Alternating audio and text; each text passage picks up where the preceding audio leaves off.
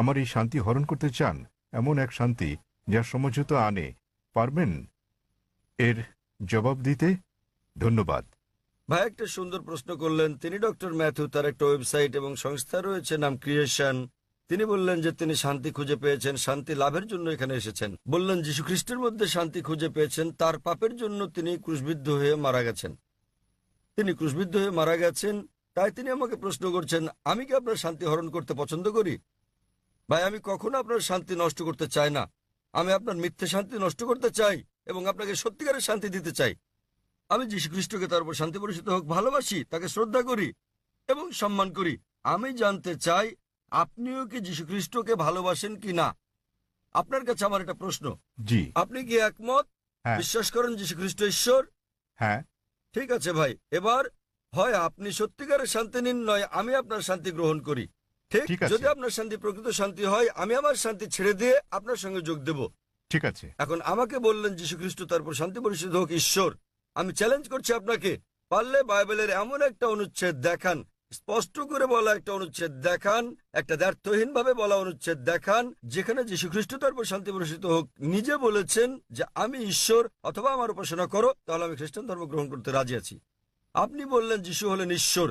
মুসলিমদের যতটা সংশ্লিষ্টতা রয়েছে তাতে ইসলাম ধর্ম হচ্ছে একমাত্র খ্রিস্টান ধর্ম বিশ্বাস যাতে যীশু খ্রিস্টকে তার উপর শান্তি বর্ষিত হোক বিশ্বাস করতে বলা হয়েছে। কোন মুসলিমই মুসলিম হতে পারবে না যদি সে যীশু খ্রিস্টকে বিশ্বাস না করে। আমরা বিশ্বাস করি যে তিনি সর্বশক্তিমান ঈশ্বরের অন্যতম সেরা পয়গম্বর ছিলেন। আমরা বিশ্বাস করি যে তিনি মসীহ ছিলেন, মানে খ্রিস্ট ছিলেন। আমরা বিশ্বাস করি তিনি জন্ম নিয়েছিলেন অলৌকিকভাবে, কোনো পুরুষের সংস্রব ছাড়াই, যা অনেক আধুনিক খ্রিস্টানে বিশ্বাস করে না। আমরা বিশ্বাস করি যে তিনি ঈশ্বরের অনুমতিক্রমে মৃতকে জীবন দান করেছিলেন। আমরা বিশ্বাস করি যে তিনি ঈশ্বরের অনুমতিতে জন্মান্ধ কুষ্ঠরোগীদের সুস্থ করেছিলেন।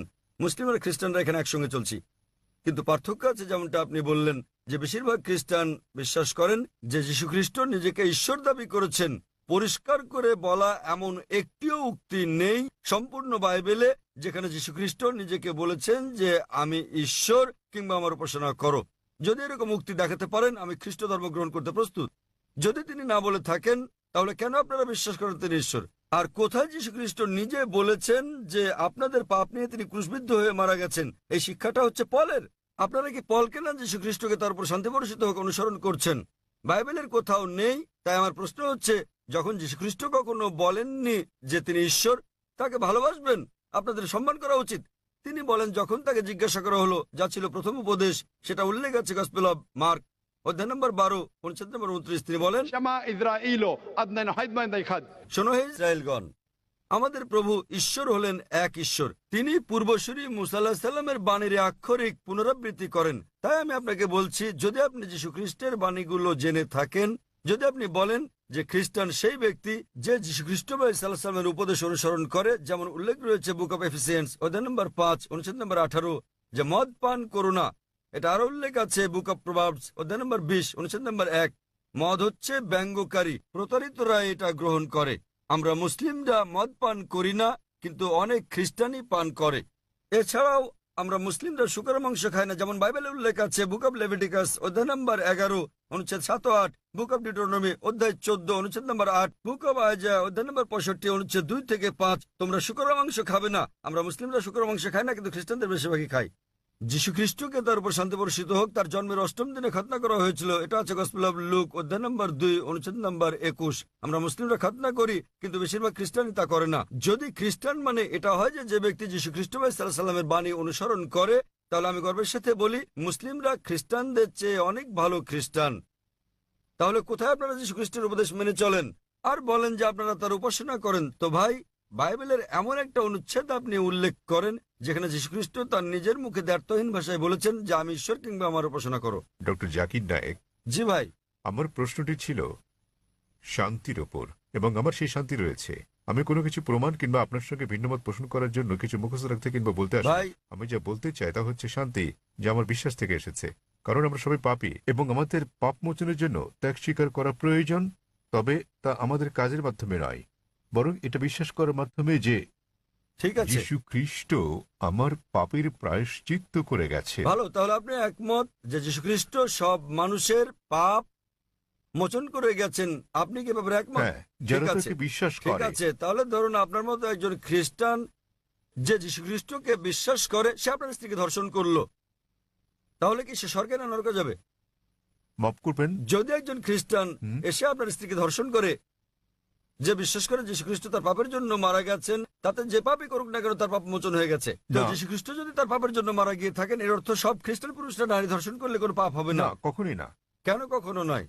আপনি তো বললেন, যদি আপনি কোনো বলেছেন, ব্যক্তি আপনি তো বললেন ভাই, আপনি বললেন আপনার কর্ম আপনাকে স্বর্গে নেবে না, এটা আপনার বিশ্বাস। তাহলে যদি বিশ্বাস করেন যীশু খ্রিস্ট আপনার পাপের জন্য মারা গেছেন, যদি ধর্ষণ করেন, ডাকাতি করেন, যদি অন্য মানুষকে নির্যাতন করেন, তাহলে কি আপনি স্বর্গে যেতে পারবেন? সে খ্রিস্টানই নয়, যদি সে এমন কাজ করে, সহজ কিন্তু ব্যাপার। তিনি তো যীশু খ্রিস্টকে বিশ্বাস করেন, এমন খ্রিস্টান অনেককে না। আমি চিনি। এর মানে এটা ভুল ধারণা, ঠিক আছে? বাইবেলে লেখা আছে, ঠিক। এমনকি শয়তানরাও যীশু খ্রিস্টকে বিশ্বাস করে, কিন্তু তারা তাকে অনুসরণ করে না। ঠিক, ঠিক আছে, তারা অনুসরণ করে না। আপনি কি যীশু খ্রিস্ট ভাই সাল্লামকে অনুসরণ করেন? জি। আপনার কি খতনা করানো হয়েছে? জি। তাহলে না, আমাকে খতনা করানো তাহলে হয়নি। কেন আপনি যীশু খ্রিস্টকে অনুসরণ করেন না? যীশু খ্রিস্টকে অষ্টম দিনে খতনা করানো হয়েছিল। আপনি একজন ডক্টর, জি। ঠিক? আপনি জানেন খতনা স্বাস্থ্যগত দিক দিয়ে কত সেটা উপকারী। আমার হাতে ছিল না, তাহলে সেটা ছিল কেন আমার আপনি, পিতামাতার হাতে। তো এখনো আপনি করতে পারেন, কোনো সমস্যা নেই। অবশ্যই। আপনি চাইলে সাহায্য করবো আমি। 1 নম্বর পয়েন্ট। 2 নম্বরটা হচ্ছে, আপনি কি শুকরের মাংস খান ভাই? না, কেন আপনি শুকরের মাংস খান না? ওল্ড টেস্টামেন্টে তা উল্লেখ আছে, ঠিক। এবং ঈশ্বর তা উল্লেখ আপনি কি করেছে। মাদক সেবন করেন? আপনি কি মদ পান করেন? না। ভালো। আপনি কি বিশ্বাস করেন যীশু খ্রিস্ট ঈশ্বর? যিশু ঈশ্বর, যিনি মানুষরূপে পৃথিবীতে এসেছিলেন। কোথায় এটা উল্লেখ আছে বাইবেলের কোন অনুচ্ছেদে আমাকে বলেন? বাইবেলে কোন অনুচ্ছেদে? হ্যাঁ, বাইবেলের কোন অনুচ্ছেদে? কোন অনুচ্ছেদে কোথায় যীশু খ্রিস্ট নিজে বলেছেন যে তিনি ঈশ্বর? ধরেন যদি কেউ আপনাকে ঈশ্বর বলে, আপনি কি বিশ্বাস করবেন আপনি ঈশ্বর? কেউ যদি আমাকে ঈশ্বর বলে, আমি কি তা বিশ্বাস করব? এই বিষয়টা মনে রাখা দরকার। যীশু খ্রিস্ট কখনো নিজেকে ঈশ্বর দাবি করেননি। প্রকৃতপক্ষে আপনি গসপেল অফ ম্যাথিউ অধ্যায় নম্বর 19 অনুচ্ছেদ 16 ও 17 দেখবেন, এক ব্যক্তি যীশু খ্রিস্টের কাছে এসে বলল, ও গুড মাস্টার, কি ভালো কাজ করলে আমি অনন্ত জীবনে প্রবেশ করতে পারবো? তখন যীশু খ্রিস্ট তারপর শান্তি পরিশুদ্ধ হোক বললেন, কেন তুমি আমাকে ভালো বলছো ঈশ্বরকে বাদ দিয়ে? কেন তুমি আমাকে গুড বলছো? একটি মাত্র গুড আছে, আর তা স্বর্গের ঈশ্বর। এবং তুমি যদি অনন্ত জীবন পেতে চাও, তাহলে উপদেশ বাণী মেনে চলো। তিনি কখনোই বলেননি যদি স্বর্গে যেতে চাও তোমরা আমাকে ঈশ্বর বলে বিশ্বাস করো। তিনি কখনো বলেননি যে তোমরা বিশ্বাস করো আমি তোমাদের পাপের জন্য মারা গেছি। তিনি বলেছেন যদি স্বর্গে যেতে চাও তাহলে উপদেশ বাণী মেনে চলো। আর এই উপদেশগুলো কি? ডাকাতি করো না, তোমরা মদ খেও না, প্রতিবেশীর স্ত্রীর প্রতি লালসা করো না। উপদেশ অনুযায়ী কাজ করলে তা তোমাকে স্বর্গে পৌঁছে দেবে। যীশুখ্রিস্ট কখনোই বলেননি যে তিনি ঈশ্বর ছিলেন। তাহলে আপনারা কেন বলছেন যে যীশুখ্রিস্ট তারপর শান্তি বর্ষিত হোক ঈশ্বর? আপনারা তার বাণী মানছেন না। আমি বলিনি যে যিশু ঈশ্বর, আমি বলেছি আমার মনে শান্তি আছে এবং এই শান্তি ভাগ করে নিতে চাই। ভাই, অনেক মানুষ আছে, শয়তানের পূজা অর্চনা করার একটা দল আছে, আপনি কি জানেন? আপনি কি এ ব্যাপারে শয়তানের পূজা সচেতন? অর্চনা করার অনেক ঠিক, দল। তাই তারা শয়তানের পূজা করে শান্তি পায়, তবে তা মিথ্যে শান্তি। তাই তো আপনাকে মিথ্যে শান্তি থেকে বের করে নিয়ে এই সত্যিকারের শান্তি দিতে চাই আমি। আপনি যাকে শান্তি বলছেন সেটা প্রকৃত শান্তি নয়। আপনি একটা ভুয়া ঈশ্বরের উপাসনা করছেন। যীশু খ্রিস্ট তারপর শান্তি বর্ষিত হোক কখনো বলেননি তিনি ঈশ্বর। সুতরাং আপনি ভুল ঈশ্বরের উপাসনা করছেন এবং আপনি ভুয়া শান্তিতে আছেন। যেমন কিছু মানুষ শয়তানের পূজা করেও তারা ভাবে যে তারা সঠিক পথে আছে। আমি আপনাকে এই ভুয়া শান্তি থেকে বের করে নিয়ে আসল শান্তির পথে আনতে চাই, কারণ আমি নিজেকে একজন খাঁটি খ্রিস্টান ভাবি। যদি খ্রিস্টান মানে এমন ব্যক্তি হয় যিনি যীশু খ্রিস্ট বা ঈসা আলাইহিস সালামের বাণী মেনে চলেন, তাহলে আমি খ্রিস্টানদের চেয়েও বড় খ্রিস্টান। আপনি কি জানেন যীশু খ্রিস্ট তারপর শান্তি পরিশুদ্ধ হোক বলেন, গসপেল অফ জন অধ্যায় নম্বর 16 অনুচ্ছেদ 12 থেকে 14, তোমাদেরকে আমার অনেক কিছু বলার আছে, কিন্তু তোমরা এখন তা সহ্য করতে পারবে না। যখন সত্যের আত্মা আসবেন তিনি তোমাদের সত্যের দিকে নিয়ে যাবেন। তিনি তোমাদেরকে ভবিষ্যতের নিদর্শন দেখাবেন, আমাকে গৌরবান্বিত করবেন। যীশু খ্রিস্টের পর কোন নবী ঈসা আলাইহিস সালামকে যীশু খ্রিস্টকে গৌরবান্বিত করেছেন? তিনি নবী মুহাম্মদ সাল্লাল্লাহু আলাইহি সাল্লাম। তাহলে নবী মুহাম্মদের আগমনের পূর্বাভাস, ভবিষ্যৎবাণী রয়েছে বাইবেলে। এমন অনেক উদ্ধৃতি রয়েছে। আপনার কাছে প্রশ্ন, কেন যীশু খ্রিস্ট বা ঈসা আলাইহিস সালামের নির্দেশগুলো মানেন না এবং কেন নবী মুহাম্মদ সাল্লাল্লাহু আলাইহি সাল্লামকে অনুসরণ করেন না? তাহলে আপনি কেমন খ্রিস্টান? আপনি কি বোঝাতে চেয়েছেন যে আমি খ্রিস্টানদের শিক্ষা অনুসরণ করি না? মোটেই তা নয়, আমি রেফারেন্স দিয়ে উদ্ধৃতি দিচ্ছি। বাড়ি ফিরে গিয়ে আপনি বাইবেল দেখেন রেফারেন্স সহ। আমি সত্যিকারের খ্রিস্টান, আপনি খ্রিস্টান নন। যাচাই করা সহজ ভাই। সহজ, খুবই সহজ। আপনি যা বলছেন আমি তা উদ্ধৃতি দিয়ে বলছি, আপনি একটি উদ্ধৃতিও দিতে পারেননি। আমি খ্রিস্ট ধর্মবেত্তাদের চ্যালেঞ্জ করছি। আমি খ্রিস্ট ধর্মবেত্তাদের যে কাউকে চ্যালেঞ্জ করছি। আপনাদের ধর্মবেত্তাদের নিয়ে আসুন। যদি আপনি বলেন যে আপনার ধর্ম সম্পর্কে জ্ঞান নেই, তাহলে আপনার ধর্মবেত্তাদের নিয়ে আসুন, বিশ্বের শ্রেষ্ঠ, এবং আমরা সংলাপে বসবো। নিশ্চয়। তবে সে ব্যক্তিকে হতে হবে বিজ্ঞ, রাস্তাঘাটে জানাতন লোক নয়, এমন ব্যক্তি যিনি মানুষকে আকৃষ্ট করতে পারেন, এমন ব্যক্তি যিনি পড়াশোনা করেছেন।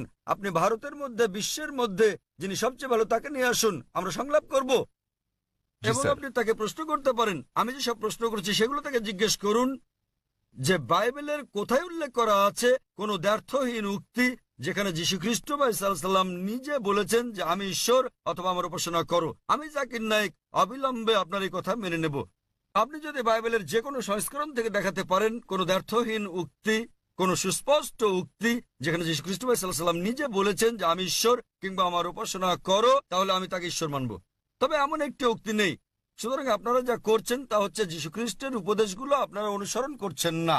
এটা হচ্ছে চার্চের শিক্ষা, যীশু খ্রিস্টের তার উপর শান্তি বর্ষিত হোক নয়। তাই আমি আপনাকে অনুরোধ করি ভাই, দয়া করে মিথ্যা শান্তি ত্যাগ করুন এবং সত্যিকারের শান্তি গ্রহণ করুন। সত্যিকারের শান্তি হচ্ছে ঈশ্বরের কাছে আত্মসমর্পণ করা, সেই ঈশ্বর যিনি যীশু খ্রিস্ট বা ঈসা আলাইহিস সালামকে সৃষ্টি করেছেন, কোনো ভুয়া দেবতা নয়। যীশু খ্রিস্ট বা ঈসা আলাইহিস সালাম ঈশ্বরের একজন পয়গম্বর ছিলেন, ঈশ্বর ছিলেন না।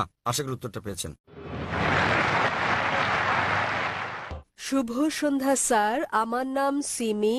আমার প্রশ্ন, ইসলামে কেন নারীদেরকে তাদের স্বামীকে তালাক দেওয়ার অনুমতি দেয়া হয়নি? বোন প্রশ্ন করলেন যে কেন নারীদেরকে স্বামীকে তালাকের অনুমতি দেওয়া হয়নি।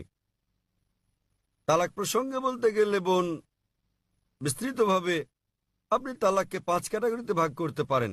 একটা হচ্ছে স্বামী এবং স্ত্রীর পারস্পরিক সম্মতিতে, এটা প্রথম ক্যাটাগরি। দ্বিতীয় ক্যাটাগরি স্বামীর ইচ্ছায় একতরফাভাবে।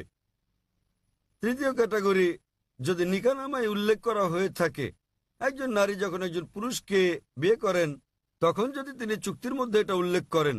কোরআনে কর্তৃত্ব পুরুষকে কেন দেওয়া হয়েছে এ ব্যাপারে আমি পরে আলোচনা করব। তবে নিকাহনামায় যেহেতু বিয়ে হচ্ছে একটা বৈবাহিক চুক্তি, একজন নারী যে কোনো শর্ত জুড়ে দিতে পারেন, এ ব্যাপারে নিষেধ নেই কোরআনে। এই শর্তও দিতে পারেন যে আমি চাই না আমার স্বামী দ্বিতীয় স্ত্রী গ্রহণ করুক, কেননা একজনের বেশি স্ত্রী গ্রহণ ইসলামে আবশ্যকীয় নয়। এতে রাজি থাকলে বিয়ে হবে, না হলে হবে না। মহিলা অন্য একজন পুরুষ, পুরুষ অন্য একজন নারী খুঁজে নেবে। নারী এই শর্ত দিতে পারেন যে যতদিন আমি জীবিত আছি ততদিন তুমি দ্বিতীয় স্ত্রী গ্রহণ করো, আমি চাই না সেটা। কিন্তু আপনি কোরআন পরিপন্থী কোনো শর্ত দিতে পারবেন না। আপনি এমন শর্ত দিতে পারবেন না যে আমি চাই না তুমি নামাজ আদায় করো, কারণ নামাজ আদায় করাটা হচ্ছে অবশ্য কর্তব্য। আপনি এমন শর্ত দিতে পারেন না যে ঐচ্ছিক। অনুরূপভাবে নারী এমন শর্ত দিতে পারেন যে আমার একতরফা তালাক দেওয়ার এখতিয়ার থাকবে। একে বলে তালাকে তাবীজ অথবা ইসমা। তৃতীয় ক্যাটাগরি। চতুর্থ ক্যাটাগরি হচ্ছে তিনি শর্তের মধ্যে উল্লেখ করেন নাই, কিন্তু এখন তিনি তালাক চান। এক্ষেত্রে তিনি স্বামীকে তালাকের জন্য অনুরোধ করতে পারেন, আমি তোমার সঙ্গে থাকতে চাই না। স্বামীর কাছে তালাকের অনুরোধ জানালে একে বলে খুলা। এবং পঞ্চম ক্যাটাগরি, যদি স্বামী রাজি না হয়, স্বামী তার সঙ্গে দুর্ব্যবহার করে, সেক্ষেত্রে তিনি কাজীর কাছে যেতে পারেন, বিচারকের কাছে যেতে পারেন এবং তিনি নিকাহে ফাস্ক বা বিবাহ বাতিল করতে পারেন। স্বামী খারাপ ব্যবহার করলে, স্ত্রীর অধিকার না দিলে তিনি বিচারকের কাছে যেতে পারবেন, বিবাহ বাতিল করতে পারবেন। তাহলে একজন মহিলাও তালাক দিতে পারেন। তবে স্বাভাবিক পরিস্থিতিতে পুরুষদেরই এই ক্ষমতা দেওয়া হয়েছে। কেন? কারণ বিয়ের সময় যে ব্যক্তি ক্ষতিগ্রস্ত হয় তিনি পুরুষ, নারী নন। নারী লাভবান। যদি আপনি আমার কথা শুনে থাকেন, গত শনিবারে ইসলামে নারীর অধিকার, অধীনতা না সুরক্ষা এই ব্যাপারে আমি সেখানে বলেছি যে বিয়ের সময় নারীদের প্রাপ্তিযোগ ঘটে। কোরআনে বলা হয়েছে সূরা নিসা অধ্যায় 4 আয়াত নম্বর 4 যে নারীদেরকে দিয়ে দাও বিবাহের সময় বৈবাহিক পুরস্কার, মোহর। বিয়ের সময় স্বামী স্ত্রীকে দিয়ে থাকে নির্দিষ্ট পরিমাণ অর্থ মোহর। মোহর যে কোনো পরিমাণ হতে পারে। তাহলে ভাবুন, নারীর বিয়ের আগে এটা পুরুষের কর্তব্য, অর্থাৎ পিতা এবং ভাইয়ের কর্তব্য। বিয়ের পর এই দায়িত্ব তার স্বামীর, আর ছেলের তার অন্ন, বস্ত্র, বাসস্থান সহ সব আর্থিক বিষয়গুলো দেখা। যদি তালাক হয়ে যায় তাহলে তার দেখাশোনার দায়িত্ব হচ্ছে পিতামাতার। পিতামাতা না থাকলে সমাজের দায়িত্ব তার দেখাশোনা করা। সমাজ না করলে ইসলামী রাষ্ট্রের দায়িত্ব তার দেখভাল করা। তাই সে আর্থিক দিক থেকে নিরাপদ। যদি তালাক হয়ে যায়, পুরুষ তালাক দেয়, তো তার মোহর লস, কিন্তু নারীর প্রাপ্তিযোগ আছে। এখন তার বিয়ের সম্ভাবনা রয়েছে, আবার বিয়ে করলে সে নতুন মোহর পায়। আর পুরুষ যদি আরেকজন নারীকে বিয়ে করতে যায়, নতুন করে মোহর দিতে হবে। যদি পুরুষ কর্তৃক নারীকে দেওয়া হয়, তাহলে বিয়ের পর সে তালাক দিয়ে অর্থ উপার্জন করতে থাকবে। তাতে ক্ষতিগ্রস্ত কে? পুরুষ। সুতরাং সর্বশক্তিমান আল্লাহ অন্যভাবে পুরুষের মর্যাদা রক্ষা করে থাকেন। অন্যথায় ইসলামে পুরুষের অধিকার শীর্ষক লেকচার দিতে হবে। কারণ তালাক হলে পুরুষ নারীর চেয়ে আর্থিক ও অন্যান্য দিক দিয়ে বেশি ক্ষতিগ্রস্ত হয়। নারী নিরাপত্তা পায় পরিবার থেকে, সমাজ থেকে, রাষ্ট্রের কাছে, পুরুষ তা পায় না। তাই এইসব কারণে আল্লাহ সর্বশক্তিমান ঈশ্বর পুরুষকে নিরাপত্তা দিয়েছেন। তথাপিও নারী চাইলে বৈবাহিক চুক্তিতে উল্লেখ করলে সে নিজেও তালাক দিতে পারবে, অথবা সে তালাক দেওয়ার জন্য স্বামীকে অনুরোধ করতে পারে, যাকে বলে খুলা, অথবা স্বামী খারাপ ব্যবহার করলে বিচারকের কাছে যেতে পারে এবং বিবাহ বাতিল করে দিতে পারে, যাকে বলে নিকাহে ফাস্ক। আশা করি উত্তরটা পেয়েছেন। জি, আপনাকে ধন্যবাদ। হ্যাঁ, পিছনের দিকের বাইক থেকে আপনি বলুন। আমি মিসেস পল। আমি হাইকোর্টের একজন উকিল। আমি হিন্দু, বিয়ে হয়েছে খ্রিস্টানের সঙ্গে। আমার মনে এই প্রশ্নটি এসেছে মানুষ হত্যার ব্যাপারে ডাক্তার সাহেবের চিন্তাভাবনা এবং ইসলামের শিক্ষার কথা শোনার পর। যদি হত্যা করা ইসলামে কঠোরভাবে নিষিদ্ধ হয়, তাহলে কেন মুসলমানদের আধ্যাত্মিক নেতারা জিহাদের নামে যে হত্যাকাণ্ড চলছে তার প্রকাশ্য সমালোচনা ও বিরোধিতা করছেন না? মুসলমানরা কিভাবে কতিপয় মুসলমানের ইসলামের অপব্যবহার ও অপব্যাখ্যা মেনে নিচ্ছেন, যারা সারা বিশ্বে মুসলমানদের নামে কলঙ্ক লেপন করছেন? বোন সুন্দর একটা প্রশ্ন করলেন। বললেন যে তিনি ইসলামের শিক্ষা থেকে অনুপ্রাণিত হয়েছেন, ইসলাম নিরপরাধ মানুষ হত্যার বিপক্ষে, কিন্তু তবুও কেন সব মুসলিম নেতারা একত্রিত হয়ে এর নিন্দা করে না যেসব হত্যাকাণ্ড চলছে জিহাদের নামে, এবং এ ধরনের কিছু কুলাঙ্গারের কারণে ইসলাম কলুষিত হচ্ছে? বোন, বিস্তারিত জবাবের জন্য আপনাকে 1 বছর আগে 2008 সালের নভেম্বরে বিগত শান্তি সম্মেলনে আমার আলোচনার শেষ দিকের কথাগুলো শুনতে হবে। দ্বিতীয় আন্তর্জাতিক শান্তি সম্মেলনে আমার শেষ বক্তব্যটার বিষয় ছিল মিডিয়া এবং ইসলাম, যুদ্ধ না শান্তি। প্রধানত যারা দোষী তারা হচ্ছে মিডিয়া। মিডিয়ায় কোনো সম্প্রদায়ের কুলাঙ্গারদের খুঁজে বের করে এবং তাদেরকে এমনভাবে তুলে ধরে যেন তারাই হচ্ছে অনুসরণীয় মুসলিম। এটাই হচ্ছে মিডিয়া। তাই মিডিয়ায় যে আপনারা দেখছেন সেগুলো ঘটনার বাস্তব চিত্র নয়। কোরআনে পরিষ্কারভাবে বলা হয়েছে, সূরা মাইদা অধ্যায় 5 আয়াত 32, যে যদি কেউ কোনো মানুষকে হত্যা করে, হোক মুসলিম বা অমুসলিম, সেটা যদি হত্যার অপরাধ বা দেশে বিশৃঙ্খলা সৃষ্টির অপরাধে না হয়, তাহলে সে যেন সমগ্র মানবজাতিকে হত্যা করলো। এবং যদি কেউ কোনো মানুষের জীবন রক্ষা করে, তাহলে সে যেন পুরো মানবজাতিকে রক্ষা করলো। সুতরাং কোনো নিরপরাধ মানুষকে হত্যা করা হচ্ছে পাপ ইসলামে। এটা কেবল পাপই না, এটা সমগ্র মানবজাতিকে হত্যা করার মতো পাপ। তাই যারা হত্যাকাণ্ড ঘটায়, বিভিন্ন ঘটনা ঘটে, রাস্তা দিয়ে চলার সময় বোমা বিস্ফোরণ ঘটে ইত্যাদি, নিরপরাধ মানুষকে হত্যা করা সম্পূর্ণ নিষিদ্ধ। এটা অত্যন্ত পরিষ্কার। এবং যখন আমি গিয়েছিলাম ইউএসএ, যখন গিয়েছিলাম ইউকে, যে মুসলিম সংগঠনগুলো রয়েছে তারা নিন্দা জানিয়েছে। আপনারা জানেন লন্ডনে পাতাল রেল স্টেশনে বোমা বিস্ফোরণ ঘটেছিল, আমরা তার নিন্দা জানিয়েছি। আমি ইউএসএ গিয়েছি, দেখেছি যে মুসলিম সংগঠন 9/11-এর ঘটনা নিন্দা জানিয়েছে। আমি তাদের সঙ্গে একমত, তাদের সঙ্গে আমি একমত। 9/11-এ যে ঘটেছিল, কয়েক হাজার মানুষ নিহত হয়েছিল, এটা নিন্দনীয় কাজ। কে এটা করেছে আমি জানি না, আমি বলছি না যে মুসলিমরা করেছে, এটা হচ্ছে মিডিয়া। তারা বলছে কোনো প্রমাণ নেই, কোনো প্রমাণ নেই।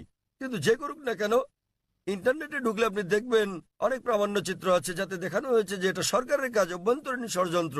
জর্জ বুশ করেছে, এটা আমি জানি না কে করেছে। তবে যেই করুক, 9/11-এর টুইন টাওয়ারে বোমা হামলার ঘটনায় হাজার হাজার নিরপরাধ মানুষ হত্যা করা, এটা নিন্দনীয়।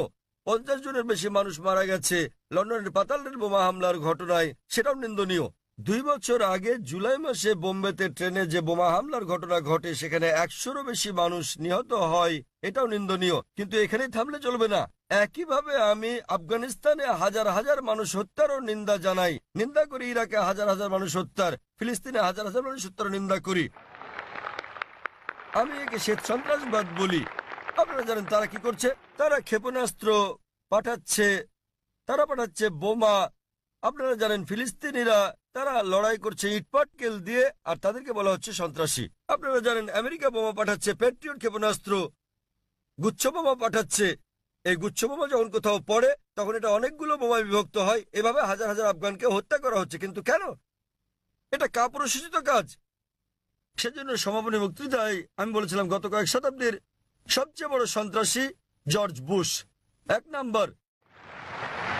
জর্জ বুশের মতো এত মানুষ আর কেউ হত্যা করেনি। এখন তিনি আর ক্ষমতায় নেই। ইরাকে তিনি ওষুধের ওপর নিষেধাজ্ঞা আরোপ করেন এবং জর্জ বুশের কারণে ইরাকের 5 লাখ শিশু নিহত হয়। আমরা ভালো করে জানি এমনকি যদি একমত হয়েও যায় সেখানে একজন লোক লুকিয়ে আছে, এই লোকটি যে বিন লাদেন তার তো কোনো প্রমাণ নেই। যদি তিনি লুকিয়েও থাকেন, ভাবুন সেক্ষেত্রে আপনি একজন মানুষের জন্য হাজার হাজার মানুষকে হত্যা করছেন। এটা দুঃখজনক। আমরা দেখতে পাচ্ছি যে এটা মিডিয়া তুলে ধরছে। মিডিয়া যা তুলে ধরছে তা হচ্ছে মুসলিমরা এই কাজ করেছে। আমি জানি বোন, কুলাঙ্গার আছে, আমাদের সম্প্রদায়ে কুলাঙ্গার আছে, সব সম্প্রদায় তো কুলাঙ্গার রয়েছে। ভারতীয় মিডিয়া কাশ্মীর নিয়ে কথা বলে, কতবার বলেছে আসাম নিয়ে, নকশাল মাওবাদীদের নিয়ে। আপনি জানেন ভারতের জন্য সবচেয়ে বড় হুমকি হচ্ছে মাওবাদীরা। তারা কি করছে? তারা থানায় বোম মারছে, তারা পুলিশ হত্যা করছে। ভারতের বেশিরভাগ হত্যাকাণ্ডই ঘটায় মাওবাদীরা, কমিউনিস্টরা, এলটিটি, হিন্দুরা। কিন্তু কে তাদেরকে বলছে হিন্দু সন্ত্রাসী? আপনি আসামে গেলে দেখবেন খ্রিস্টান সন্ত্রাসী। হিন্দুরা যখন সন্ত্রাস করে তখন আপনারা বলেন এলটিটিই, লিবারেশন তামিল টাইগার্স ইলম। আপনি যুক্তরাজ্যে গেলে দেখবেন আইআরএ, আইরিশ রিপাবলিকান আর্মি, তারা ক্যাথলিক। প্রোটেস্ট্যান্ট আর ক্যাথলিকদের মধ্যে বিস্তর তফাৎ রয়েছে। কেউ তাদেরকে ক্যাথলিক সন্ত্রাসী বলছে না কেন? তাহলে আমরা কি দেখছি? কোন ধর্ম নিরপরাধ মানুষকে হত্যা করতে শেখায় না, কিন্তু মুসলিমদের চেয়ে অমুসলিমরাই বেশি নিরপরাধ মানুষকে হত্যা করছে। তথাকথিত মুসলমান যারা নিরপরাধ মানুষকে হত্যা করে তারা আসলে মুসলিম নয়, তারা কোরআন এবং নবীর শিক্ষা অনুসরণ করে না। কিন্তু মিডিয়া কি করছে? তারা এইসব কুলাঙ্গারদের খুঁজে বের করে তাদেরকে অনুসরণীয় মুসলিম হিসেবে তুলে ধরছে। তাই প্রথমে দোষ দিতে হবে মিডিয়াকে।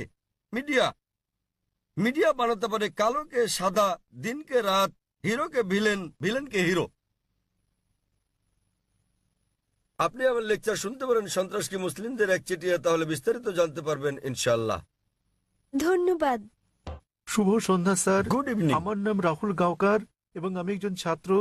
আমি ইসলাম ধর্ম সম্পর্কে আপনার কাছে জানতে চাই, অন্যান্য মুসলমানদের তুলনায় কেন শিয়া মুসলমানদের কম গুরুত্ব দেয়া হয়। আমি আমার এক মুসলমান বন্ধুর কাছে শুনেছি তাদেরকে শিয়া পরিবারের পানীয় পান করার অনুমতি দেয়া হয় না। পানীয় না, ঠিক আছে? আমি আসলে জানতে চাই, এও বলা হয়ে থাকে যে ইরাকে সাদ্দাম হোসেন যা করেছেন, তিনি রাসায়নিক গ্যাস প্রয়োগ করেছেন, তিনি শিয়াদের উপর নৃশংসতা চালিয়েছেন, যা দ্বিতীয় বিশ্বযুদ্ধের সময় ইহুদিদের উপর হিটলারের নির্যাতনের সঙ্গে তুলনীয়। তাহলে এটিকে কি আপনি অবিচার মনে করেন না? আমি আরো জানতে চাই, প্রকৃতপক্ষে পূর্বে শিয়ারা ইসলাম ধর্মে যে ভুল করেছে তারা আজও তার প্রায়শ্চিত্ত করে যাচ্ছে কিনা। ভাই প্রশ্ন করলেন যে শিয়াদের কেন নিচ বললে গণ্য করা হয়, তারা কি অপরাধ করেছে, সাদ্দাম হোসেন কেন তাদেরকে হত্যা করেছে, যেমন জার্মানিতে হিটলার রাসায়নিক অস্ত্র দিয়ে ইহুদিদের হত্যা করেছে ইত্যাদি। ভাই ইসলামে কোনো শিয়া সুন্নি নেই, কোনো শিয়া সুন্নি নেই ইসলামে। অনেক লোক আছে। আমি উত্তরটা দেই, আমি উত্তর দেব। আপনার প্রশ্নের উত্তর দেওয়ার পর আপনি বলবেন। ইসলামে কোনো শিয়া সুন্নি নেই। কোরআনে বলা হয়েছে সূরা আলে ইমরান অধ্যায় 3 আয়াত নম্বর 103, ওয়াতাসিমু বিহাবলিল্লাহি জামিআ ওয়া লা তাফাররাকু। তোমরা আল্লাহর রজ্জু শক্ত করে ধরো এবং পরস্পর বিচ্ছিন্ন হও না। আমাদেরকে আল্লাহর রজ্জু ধরতে হবে, এটা কোরআন এবং নবী মুহাম্মদ সাল্লাল্লাহু আলাইহি ওয়াসাল্লামের সহিহ হাদিস। যদি আপনি এই রজ্জু ধরেন তাহলে আপনি খাঁটি মুসলিম। ইসলামে শিয়া সুন্নি নেই এবং ইসলামে কোনো ভাগ নেই। কোরআন বলছে সূরা আনাম অধ্যায় নম্বর 6 আয়াত নম্বর 159, হে নবী, নিশ্চয়ই যারা খণ্ড বিখণ্ড করেছে, অনেক দল করেছে ইসলাম ধর্মকে, তাদের সাথে আপনার কোনো সম্পর্ক নেই। আল্লাহ বিচার দিবসে তাদের ব্যাপারটা দেখবেন। এবং আমাদের নবী মুহাম্মদ সাল্লাল্লাহু আলাইহি ওয়াসাল্লাম বলেছেন যে মুসলিমদের মধ্যে 73টি দল হবে, এর মধ্যে কেবলমাত্র একটি দল যাবে জান্নাতে। সাহাবাগণ জিজ্ঞেস করলেন কোন দলটি? যারা অনুসরণ করবে আমাকে এবং আমার সাহাবীদের, যারা কোরআন এবং নবীর সহিহ হাদিস মেনে চলবে তারা। সুতরাং কোরআন বলছে ধর্মকে খণ্ড বিখণ্ড করো না। আমাদের নবী বলেন, এমনকি কোরআনে বলা হয়েছে কিছু লোক থাকবে তারা দল সৃষ্টি করবে। কতটা? 73টা। যে দল সঠিক পথে থাকবে তারা বিভাজন সৃষ্টি করবে না। সুতরাং যে কেউ নিজেকে মুসলিম ছাড়া অন্য কিছু বললেও শব্দটি হবে মুসলিম।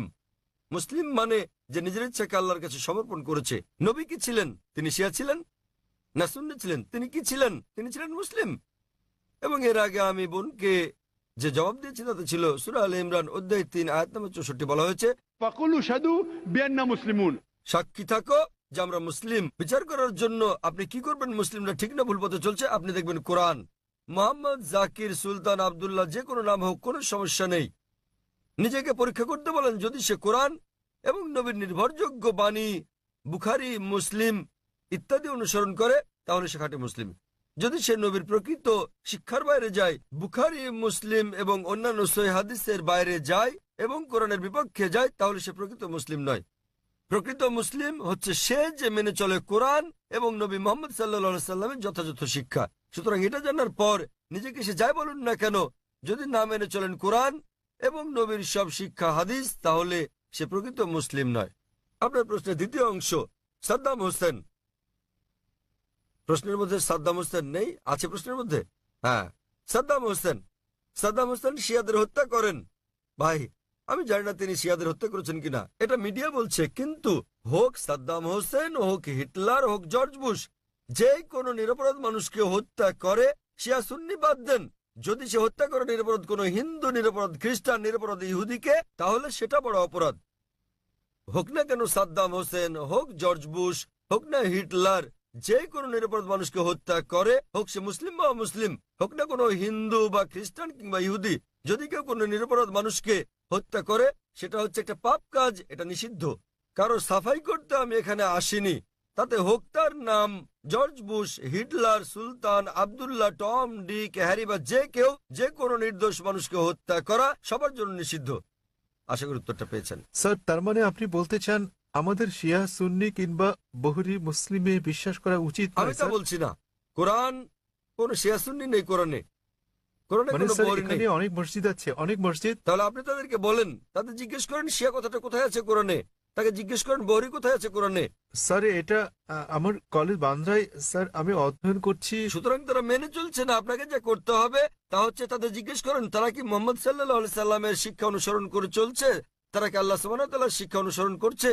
আল্লাহ কোরআনে বলেছেন, সূরা আনাম অধ্যায় নম্বর 6 আয়াত নম্বর 159, যারা সৃষ্টি করেছে বিভক্তি ইসলাম ধর্মে, তাদেরকে আপনার কিছু করার নেই। ইসলাম ধর্মে বিভক্তি সৃষ্টি করা এটা হচ্ছে হারাম।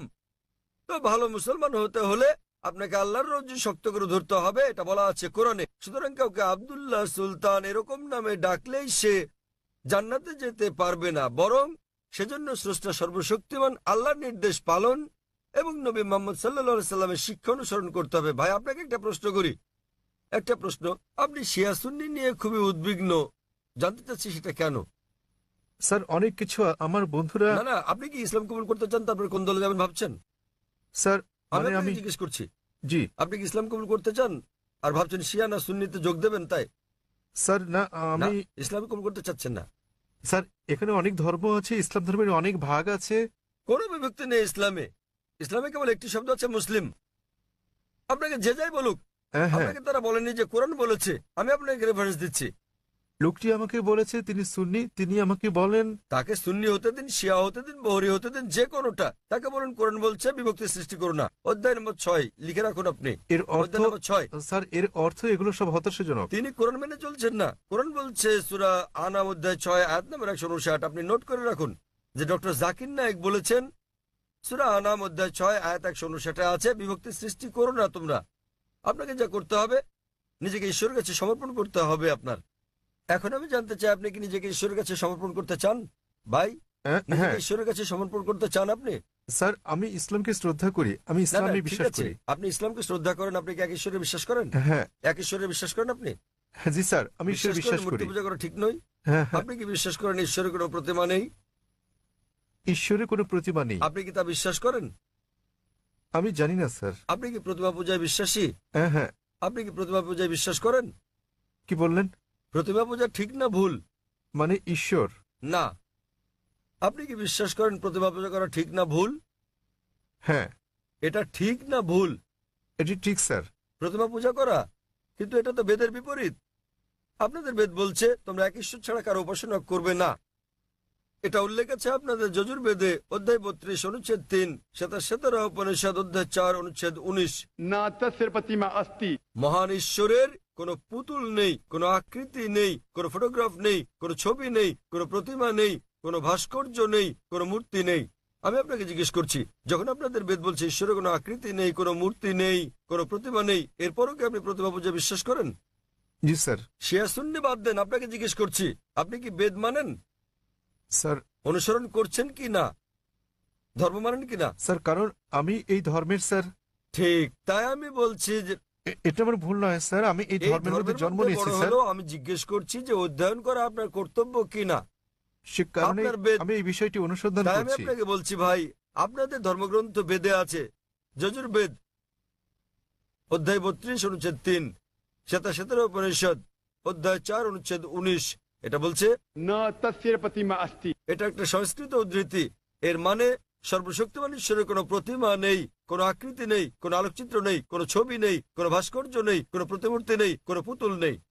যদি আপনার ধর্মগ্রন্থ বলে সর্বশক্তিমান ঈশ্বরের প্রতিমা নেই, তাহলে কি প্রতিমা পূজা করা ঠিক না ভুল? ঠিক না ভুল? ঠিক বেঠিক ঠিক করার মতো এত বড় ব্যক্তি আমি নই স্যার। না না, আপনার ধর্মগ্রন্থ বলছে ঈশ্বরের কোনো আকৃতি নেই, কোনো প্রতিমা নেই, কোনো মূর্তি নেই, কোনো ছবি নেই, তথাপি ঈশ্বরের মূর্তি করা ঠিক না ভুল? কেন আমার পূর্ববর্তী ব্যক্তিগণ মানে আমার পূর্বসূরীরা কেন এই কাজ করেছে স্যার? স্যার আমি তাদের দোষ দিতে জি? পারি না। আমার আমার পূর্বসূরীরা, আমার পূর্বে হিন্দু ধর্মের লোকের এটা করেছে স্যার। স্যার আমি তাদের দোষ দিতে আমি পারি না। হিন্দুদের প্রশ্ন করছি না, আমি আপনাকে জিজ্ঞেস করছি আপনার ধর্মগ্রন্থ, আপনার ধর্মের সবচেয়ে গ্রহণযোগ্য গ্রন্থ কোনটি? আপনি জানেন না? কি আপনি স্যার? কি জানেন আপনার ধর্মের সর্বশ্রেষ্ঠ গ্রন্থ কোনটি? স্যার এটা মানে হচ্ছে বেদ।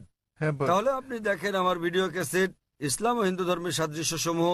আমি অনুরোধ করছি ভলান্টিয়ারদের তাকে একটা ইসলাম ও হিন্দু ধর্মের সাদৃশ্য নামে ডিভিডি দেওয়ার জন্য। আপনার কোনো প্রশ্ন থাকলে আমার সঙ্গে সাক্ষাৎ করতে পারেন, ইনশাল্লাহ আপনার সন্দেহ দূর হবে। আর আমি আপনাকে অনুরোধ করব এটা পড়ুন, বুঝুন এবং সঠিক শান্তি খুঁজে নিন। স্যার শেষ কথা আমি আপনাকে জিজ্ঞেস করতে চাই স্যার, মানে আমাদেরকে এসব বিশ্বাস করলে হবে না যে ইসলামে অনেক বিভক্তি আছে, যেমন শিয়া সুন্নি, এগুলো আমাদের বিশ্বাস করা উচিত নয়, আমাদের কেবল কোরআনে বিশ্বাস করা উচিত। ঠিক। কোরআন এবং নবীর সহিহ হাদিস ব্যাস। যে কোনো আলেম যায় বলুন, কোরআন বলছে সূরা নিসা অধ্যায় 4 আয়াত নম্বর 59, अतिउल्लाह अतिउर रसूल। আল্লাহ ও তার রাসূলকে মানো এবং অতঃপর তোমাদের মধ্যে যারা আদেশ দানের কর্তৃত্বপ্রাপ্ত, যাদেরকে এই কাজের দায়িত্ব দেওয়া হয়েছে তাদের, অর্থাৎ আপনাকে আল্লাহ এবং সর্বশক্তিমান ঈশ্বর, তার রাসূল এবং জ্ঞানী ব্যক্তিদের মান্য করতে হবে। কিন্তু আয়াতটা এখানেই শেষ হয়নি, আরো বলা হয়েছে যদি তারা কোনো বিষয়ে একমত হতে না পারে তো আল্লাহ তার রাসূলের উপর ছেড়ে দাও। যদি কেউ আপনাকে কিছু বলে আপনি তা কোরআন এবং সহিহ হাদিস দিয়ে যাচাই করুন সেটা ঠিক না ভুল।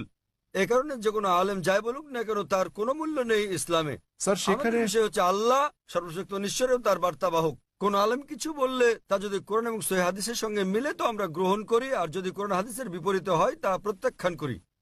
স্যার কোন ব্যক্তি নিজেকে মুসলিম বলে দাবি করলে আপনি তাকে বলবেন कुल हाथु बुरहानकुम প্রমাণ দাও इन कुंतुम सादिकिन। যদি সত্যবাদী হও। সে কারণেই যখন আমি প্রশ্নের উত্তর দেই আমি কোরআন এবং সহিহ হাদিসের রেফারেন্স দেই। যা আমি বলছি, যা ডক্টর জাকির নায়েক বলছেন, তা কিছুই নয় ইসলামে, কোনোই মূল্য নেই তার। আমি যা বলি ইসলামে তার মূল্য হচ্ছে শূন্য।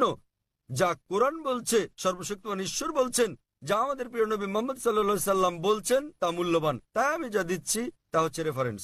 যারা জানেন না আমি তাদের রেফারেন্স দিচ্ছি। আমার উত্তরের ভিত্তি কোরআনের বিভিন্ন আয়াতের শিক্ষা, আমার জবাবের ভিত্তি নবীর বাণী, সহিহ বুখারী খণ্ড নাম্বার ইত্যাদি প্রমাণ হিসেবে। সুতরাং তারা যা বলেন তার মূল্য আছে, আমি যা বলি মূল্য নেই।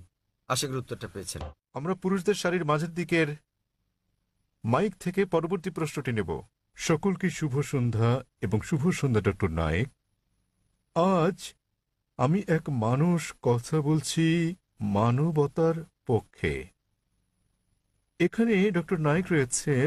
আমরা আপনার নাম জানতে পারি হ্যাঁ, দয়া করে? আমি চিরাগ, এবং দয়া করে আমার ধর্ম জিজ্ঞাসা করবেন না। ডক্টর নায়েক, আপনি সম্ভবত মুসলিম পরিবারে জন্মগ্রহণ করেছেন, তাই আপনি মুসলমান, তাই আপনি সেটাই অনুমোদন করছেন। যদি আপনি হিন্দু পরিবারে জন্ম নিতেন তাহলে আজ আপনার হিন্দু ধর্ম হতে পারত। এক্ষেত্রে আমি মনে করি চরম জাতি কেন্দ্রিকতা থেকে আপনি ভাবছেন আপনার ধর্ম, সংস্কৃতি, বিশ্বাস ও ধারণা শ্রেষ্ঠ। তাই আপনি বলছেন যে শিখ অথবা আর্য সমাজ বা যে ধর্মেই প্রতিমা পূজা পরিত্যাগ করার কথা বলা হয়েছে সেটি আপনি সমর্থন করেছেন। আমার মতে একই জায়গায় ঘুরপাক না খেয়ে মানবতার ব্যাপক ধর্ম নিয়ে আমাদের আলোচনা করা উচিত। কোনো মন্তব্য কিংবা যুক্তি ভাই স্যার? খুব সুন্দর একটা প্রশ্ন করেছেন। তিনি বলেছেন মুসলিম পরিবারে জন্ম নেওয়ার কারণে আমি ইসলাম ধর্ম অনুমোদন করছি। হতে পারতো আমি যদি হিন্দু পরিবারে জন্ম নিতাম তাহলে হিন্দু ধর্মই পছন্দ করতাম আমি, এবং আমি শিখ ধর্ম ও আর্য সমাজকে সমর্থন করি, কারণ আমার দৃষ্টিভঙ্গির সঙ্গে তাদের মিল আছে এবং এর আশেপাশে আমি বিচরণ করছি। বরং আমার আরো বৃহৎ পরিসরে কথা বলা উচিত ছিল। খুব ভালো প্রশ্ন হ্যাঁ, ভাই। আমি আপনার সাথে একমত। 19 বছর বয়স পর্যন্ত আমি মুসলমান ছিলাম, কারণ আমার পিতা মুসলমান ছিলেন। বয়স 19 বছর হওয়ার পর আমি তুলনামূলক ধর্ম অধ্যয়ন করা শুরু করলাম। এখন আমি ব্যক্তিগত পছন্দে মুসলমান। আর বিশ্বাস করেন, যদি আপনি ইসলামের চেয়ে ভালো কোনো ধর্ম আমাকে দেখাতে পারেন, তাহলে আজই আমি সেই ধর্ম গ্রহণ করতে প্রস্তুত আছি। আজই। স্যার, আমি মানবতার ধর্মের কথা বলছি। ভাই আমি বলবো জি জি আমি বলছি, যদি কেউ ইসলামের চেয়ে ভালো কোনো ধর্ম তা যুক্তি দিয়ে, বৈজ্ঞানিক তথ্য দিয়ে প্রমাণ করতে পারেন, তাহলে আমি গ্রহণ করতে প্রস্তুত আছি। আপনি বলছেন মানবতার কথা। কে মানবতার নামে গ্রন্থ রচনা করেছেন? মহাত্মা গান্ধী। কে লিখেছেন? আপনি জানেন একজন মুসলমান ভালো মুসলমান হতে পারবেন না যদি তিনি ভালো মানুষ না হন। সে কথা সব ধর্মেই বলে, ভাই, সব ভাই ধর্মে আমাকে বলে। শেষ করতে দেন। জি স্যার, আপনি এখানে আমার জবাব শোনার জন্য এসেছেন নাকি আপনার মত জানাতে এসেছেন? আমি একটি সুস্থ আলোচনা চাই এবং যৌতুক ভাই, সিদ্ধান্তে পৌঁছাতে চাই। এটা কোনো বিতর্ক প্রতিযোগিতা নয়। হ্যাঁ, একেবারে না, আমি তাহলে আমার কখনো উত্তর বলিনি। শুনুন, উত্তর শোনার পর আপনি মন্তব্য করতে পারেন। ও, ঠিক আছে। আমাকে শেষ করতে দিন। আপনি কথা যোগ করছেন, তার মানে আমার উত্তর আপনি শুনছেন। চালিয়ে যান। শুনুন মনোযোগ দিয়ে। জি, আপনার মনের মধ্যে মহাভারতের কাহিনী চলছে, কি করে শুনবেন? দয়া করে যখন চালিয়ে যান। আপনি আপনার প্রশ্নের সময় কি আমি আপনাকে বাধা দিয়েছিলাম? দয়া করে চালিয়ে যান। আমি কি বাধা দিয়েছি? আপনি বাধা দেননি, দয়া করে চালিয়ে যান। সবকিছু লেখা আছে, প্রশ্ন করতে আসছেন, আমি কিভাবে? আমি বলেছি। আমি জবাব দিচ্ছি, শুনুন। হ্যাঁ, তাতে এটা কি? আমার জবাব। তাহলে কেন আপনি মন্তব্য করছেন? দয়া করে বলুন স্যার, দয়া করে বোঝার চেষ্টা করুন, আমাকে আপনার উত্তর বলুন। আমার উত্তর শুনলে আপনি বুঝতে পারবেন, অন্যথায় লাখ লাখ মানুষ বুঝলেও আপনি একই প্রশ্নই করে যাবেন। আমি একজন চিকিৎসক। এক ব্যক্তি একা দুটো বিষয়ের প্রতি মনোযোগ দিতে পারে না। উত্তর শুনুন, উত্তর দেওয়া হলে আর সমস্যা থাকবে না। তাহলে আপনাকে বুঝতে হবে, আপনি মানবতার কথা বলছেন। আপনি প্রথমেই বলেছেন আমার ধর্ম জানতে চাইবেন না, পরে আপনি বলছেন আমি মানবতার পক্ষে। সর্বপ্রথম আপনি আপনার দৃষ্টিভঙ্গি শনাক্ত করতে লজ্জিত, তারপর আপনি মানবতার কথা বলছেন। আমি আপনার কাছে জানতে চাই, মানবতা নামের বইটি কে লিখেছেন? এরকম কোনো বই আছে কি? মানবতার কোনো দিক নির্দেশনা আছে? আমি আপনাকে বলছি, ভালো মানুষ না হয়ে একজন মুসলমান ভালো মুসলমান হতেই পারে না। সব ধর্ম বলে না। আমি বলার জন্য দুঃখিত যে আপনি অন্যান্য ধর্মগ্রন্থ অধ্যয়ন করেননি। আমি আপনাকে বলতে পারি, আমি উদ্ধৃতি দিতে পারি বেদ থেকে, অন্য হিন্দু ধর্মগ্রন্থ থেকে, বাইবেল থেকে উদ্ধৃতি দিতে পারি, যেগুলো মানবতার বিরুদ্ধে যায়। আমি অন্য ধর্মের সমালোচনা করতে আসিনি। যদি আপনি কোনো ধর্ম অধ্যয়ন করে না থাকেন, তাহলে দয়া করে এমন কিছু বলবেন না যে ব্যাপারে আপনার জ্ঞান নেই। কোরআনে বলা হয়েছে, ফাসআলু আহলে যিকরি ইন কুনতুম লা তা'লামুন। সূরা নাহল অধ্যায় 16 আয়াত নাম্বার 43, সূরা আম্বিয়া অধ্যায় 21 আয়াত নাম্বার 7। আপনি তুলনামূলক ধর্ম বিষয়ের ছাত্র নন, তাই না জেনে কোনো মন্তব্য করবেন না। আমি বাইবেল থেকে উদ্ধৃতি দিতে পারি যা মানবতার বিরুদ্ধে। আমি আপনাকে চ্যালেঞ্জ করছি, কোরআন থেকে এমন একটা আয়াত বের করেন, নবী মুহাম্মদ সাল্লাল্লাহু আলাইহি সাল্লামের এমন কোন বাণী বের করেন যা মানবতার বিরুদ্ধে যায়। সুতরাং এমন কথা বলবেন না সব ধর্মে বলা হয়েছে। দুঃখিত, আপনার জানাশোনা বড়ই দুর্বল। আমি আপনাকে যা বলার চেষ্টা করছি, মানবতা মানে ঠিক আছে, আপনি কেবল স্ট্যান্ডার্ড 2-3 তে আছেন। আর আমি যা বলছি তা কেবল স্কুল পাস নয়, কেবল স্নাতক পাস নয়, বুঝতে হবে স্নাতকোত্তর পাস হতে হবে আপনাকে। ইসলাম মানে উচ্চ পর্যায়ে, কেবল মানবতার কোনো পর্যায় নেই। ভালো মানুষ না হলে কোনো মুসলমান ভালো মুসলমান হতে পারবে না। আমি আপনাকে চ্যালেঞ্জ করছি, ইসলামের এমন একটা দিক আপনি বলতে পারেন যা মানবতার বিরুদ্ধে যায়। যৌক্তিক পটভূমি, যৌক্তিক কারণ আপনার জানা না থাকতে পারে ইসলাম কেন এমন অনুশাসন জারি করলো, আর আপনি ভাবতে পারেন সেটা মানবতার বিরুদ্ধে। ঠিক যেমন আপনারা বলেন, ডাক্তার আমাকে ইঞ্জেকশন দিচ্ছে, ইঞ্জেকশনে যন্ত্রণা দিচ্ছে, ওই ইঞ্জেকশন তো আপনার ভালোর জন্য।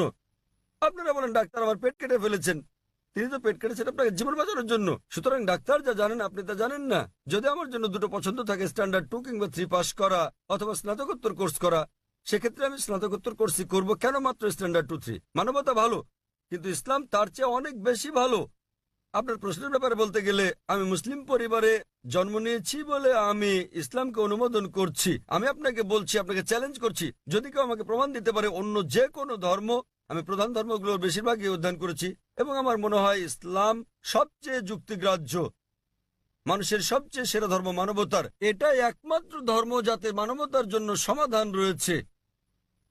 আল্লাহ বলেন সূরা আলে ইমরান অধ্যায় নম্বর 3 আয়াত নম্বর 19, इन दीन इंदल्लाह इस्लाम। সর্বশক্তিমান ঈশ্বরের কাছে একমাত্র গ্রহণযোগ্য ধর্ম ইসলাম। আর আপনার জানার জন্য বলছি, আপনার যুক্তি অত্যন্ত নাজুক। আপনি কি জানেন আমাদের 30 জনেরও বেশি আলেমের মধ্যে যারা বিশ্বের বিভিন্ন দেশের নাগরিক, তাদের 10 জনেরও বেশি মুসলিম পরিবারে জন্মগ্রহণ করেননি? আপনি কি তা জানেন? আমি এটা উত্তর জানতে চাই আপনার কাছে, আপনি কি জানেন এই মঞ্চে বক্তৃতা দানকারী 30 জনের মধ্যে 10 জনেরও বেশি মুসলিম হিসেবে জন্মগ্রহণ করেননি? আপনি জানেন? হ্যাঁ, আমি হতে পারি আমি আপনাকে বলছি। জিজ্ঞেস করছি, আপনি কি তা জানেন? না, আমি হ্যাঁ তা অথবা জানি না না। বলেন। তাহলে আপনার পুরো যুক্তি তো অসার। বিশ্বের বিভিন্ন দেশের 30 জন বক্তার মধ্যে 10 জনের বেশি আমেরিকান, 4-5 জন কানাডার, কয়েকজন ইউকের, মালয়েশিয়ার আছেন, সৌদি আরবের, সংযুক্ত আরব আমিরাতের, সোমালিয়ার এবং সুদানের বক্তা রয়েছেন, এবং এদের মধ্যে 10 জনেরও বেশির জন্ম অমুসলিম পরিবারে। তারা বেড়ে ওঠার পর কেউ কিশোর বয়সে গ্রহণ করেছেন ইসলাম, কেউ 20-এর কোঠায় গ্রহণ করেছেন ইসলাম, কেউ বা 30-এর কোঠায় গ্রহণ করেছেন। আর আল্লাহ তাদের হেদায়েত দান করেন, তারা নিজেদের পছন্দে মুসলিম হয়েছেন। সুতরাং আপনার যুক্তি, মুসলিম পরিবারে জন্মগ্রহণের কারণে আমি ইসলাম পছন্দ করি, এসব লোক জন্মগ্রহণ করেননি মুসলিম পরিবারে। তারা খ্রিস্টান পরিবারে জন্মেছেন, তারা অমুসলিম পরিবারে জন্ম নিয়েছেন, তারা ইসলাম পছন্দ করেছেন। কেন? কারণ তারা অধ্যয়ন করেছেন, তারা অন্যান্য ধর্ম অধ্যয়ন করেছেন এবং বুঝতে পেরেছেন ইসলাম জীবনের শ্রেষ্ঠ পন্থা। আমি আপনাকে অনুরোধ করছি, আপনি মানবতা সম্পর্কে পড়েন, ইসলাম সম্পর্কে জানেন এবং বের করতে চেষ্টা করেন ইসলামের কোন বিষয়টা মানবতার বিরুদ্ধে যায়। তাহলে আপনি জানতে পারবেন সবচেয়ে ভালো ধর্ম। আমি আপনার ধর্ম সম্পর্কে জিজ্ঞেস করছি না, আমি আপনাকে সর্বোত্তম ধর্মটা গ্রহণ করতে বলছি। এবং জীবনের সর্বোত্তম পথ, মানবতার একমাত্র সমাধান হচ্ছে ইসলাম। ধন্যবাদ। হ্যাঁ বোন, পেছনের দিকে। আসসালামু আলাইকুম। আমার দুটি প্রশ্ন আছে। প্রথমটি হচ্ছে, মুসলমান মেয়েরা ইসলাম ধর্ম অনুসরণ করে কেন অমুসলিমদের বিয়ে করতে পারে না? আমার আরো একটি প্রশ্ন আছে, ইসলামে এটা সিদ্ধ যে একজন পুরুষ 4 বার বিয়ে করতে পারেন। দ্বিতীয় বিয়ের ক্ষেত্রে প্রথম স্ত্রীকে কি জানাতে হয়, নাকি না জানিয়েই দ্বিতীয় বিয়ে করা যায়? বোন দুটো প্রশ্ন করলেন, তিনি প্রশ্ন করলেন, প্রথম প্রশ্নটা হচ্ছে তার জানা মতে ইসলামে এটা আবশ্যক যে দ্বিতীয় স্ত্রী গ্রহণের আগে প্রথম স্ত্রীর অনুমতি নিতে হয়। এবং তার প্রথম প্রশ্নটা হচ্ছে যে ইসলামে কেন একজন পুরুষ অমুসলিম কোনো মেয়েকে বিয়ে করতে পারে না। আপনার প্রথম প্রশ্ন দুঃখিত, অনুযায়ী প্রশ্নটি এরকম যে মুসলিম পরিবারে জন্মগ্রহণকারী একটি মেয়ে কোনো অমুসলিমকে বিয়ে করে ইসলাম ধর্ম অনুসরণ করতে পারে কিনা। মুসলিম পরিবারে জন্মগ্রহণকারী কোনো মেয়ে কেন অমুসলিম পুরুষদের বিয়ে করে ইসলাম ধর্ম অনুসরণ করতে পারে না? কারণটা হচ্ছে এটা আমাদের স্রষ্টা আল্লাহ সুবহানাহু ওয়া তাআলার নির্দেশের বিপরীত। আল্লাহ বলেছেন পবিত্র কোরআনে সূরা বাকারা অধ্যায় নম্বর 2 আয়াত নম্বর 221 যে তোমরা মুশরিককে বিয়ে করো না যতক্ষণ না সে ঈমান আনে, মূর্তি পূজারীকে বিয়ে করো না, অবিশ্বাসীকে বিয়ে করো না যতক্ষণ না সে ঈমান আনে। এমনকি যারা ঈমান এনেছে তারা যদি কৃতদাস হয়, যারা ঈমান আনেনি তাদের চেয়ে ওই ঈমানদার অনেক অনেক ভালো। যদিও ওই মুশরিক মানুষ, ওই অমুসলিম তোমাদের মুগ্ধ করে, তবুও এমনকি যদি সে বিশ্বের সেরা সুন্দর পুরুষ হয়, সবচেয়ে ধনী ব্যক্তি হয়, আর সে যদি অমুসলিম হয় তার চেয়ে একজন মুসলিম পুরুষ, সে কালো কুৎসিত কৃতদাস হলেও অনেক অনেক বেশি ভালো। একইভাবে তার বলা হয়েছে যে একজন পুরুষ কোনো নারী ঈমান না আনা পর্যন্ত তাকে বিয়ে করবে না।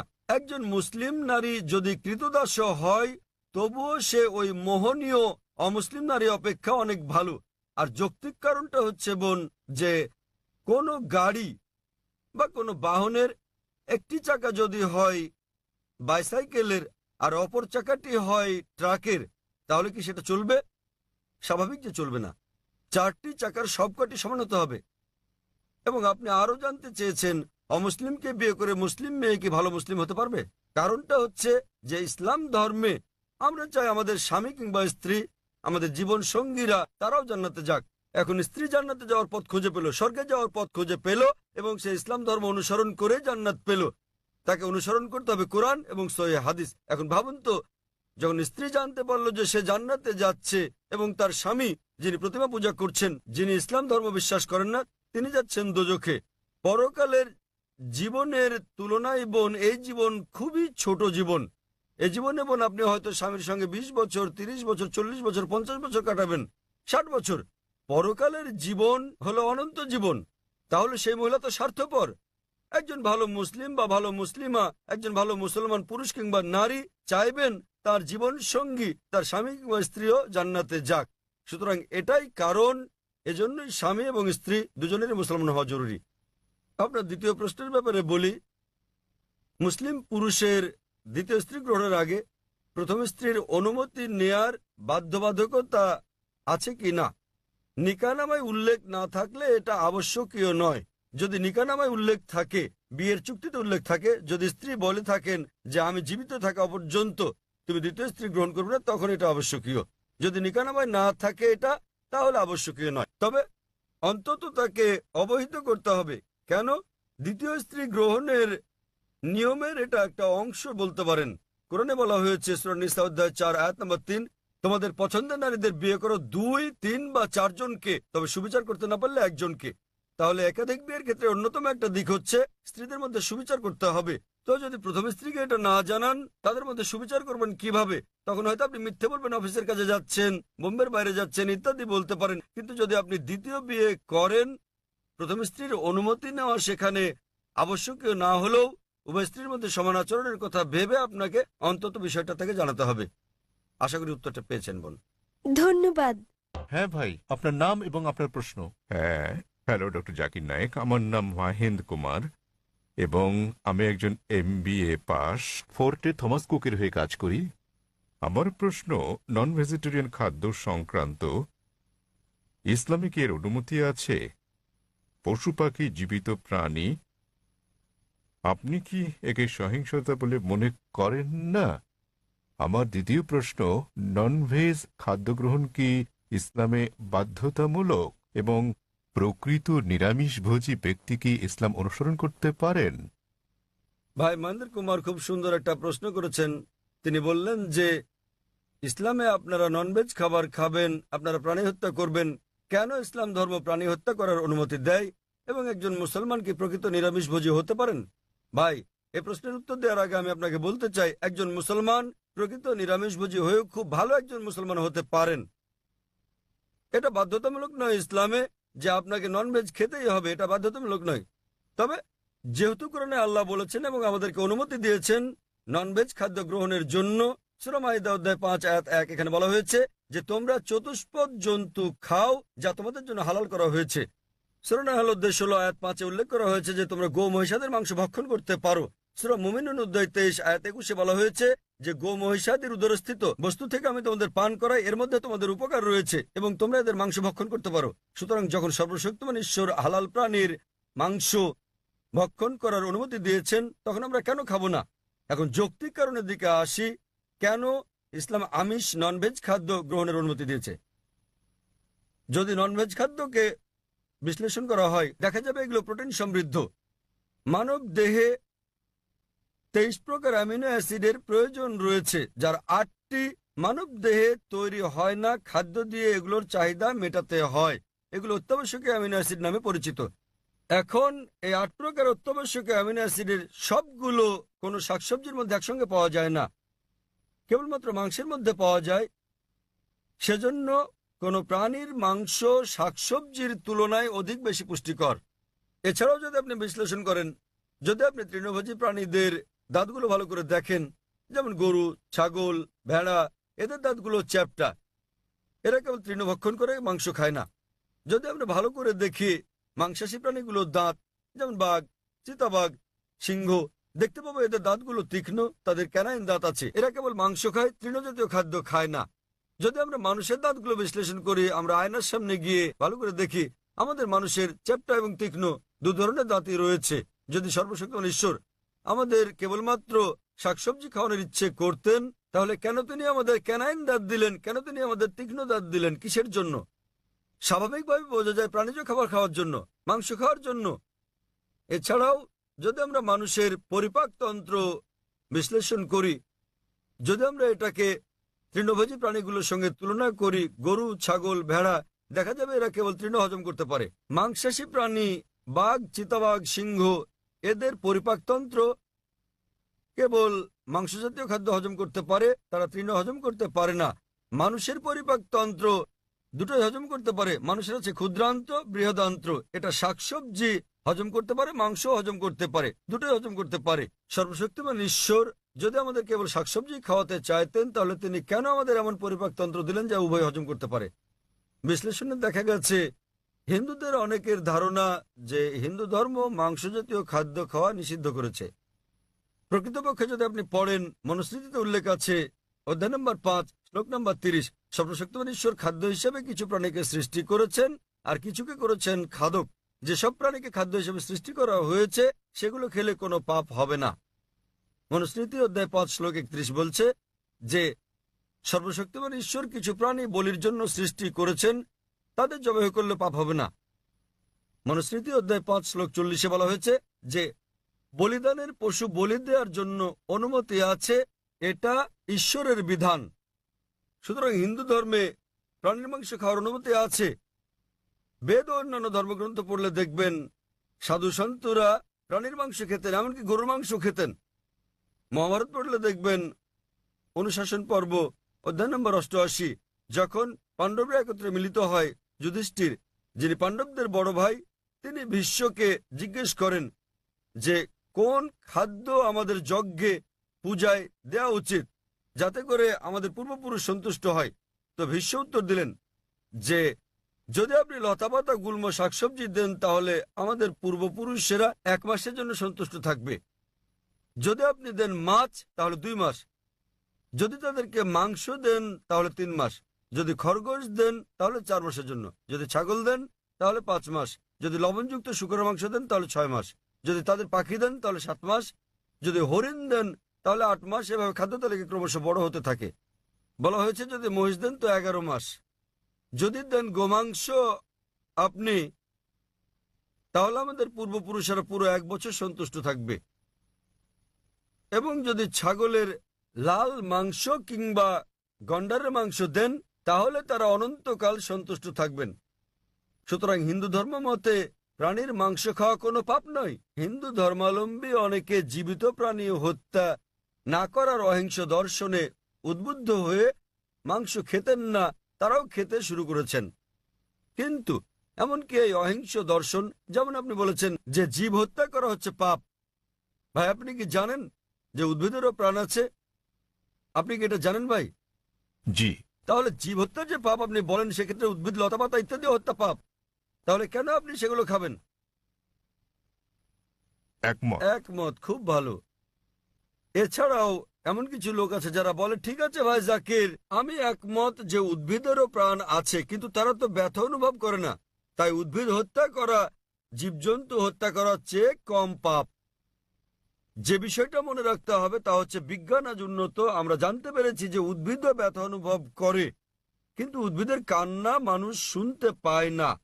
কারণ মানুষ যে শব্দ তরঙ্গ শুনতে পায় তার মাত্রা 20 সাইকেল থেকে 20,000 সাইকেল পার সেকেন্ড পর্যন্ত, এর নিচের বা বেশি মাত্রা শব্দ তারা শুনতে পায় না। আমেরিকার এক কৃষক উদ্ভিদের কান্নাকে মানুষের শ্রবণ তরঙ্গে রূপান্তর করেছিলেন এবং উদ্ভিদগুলো কান্নাকাটি করলে পানি চাইলে তিনি বুঝতে পারতেন।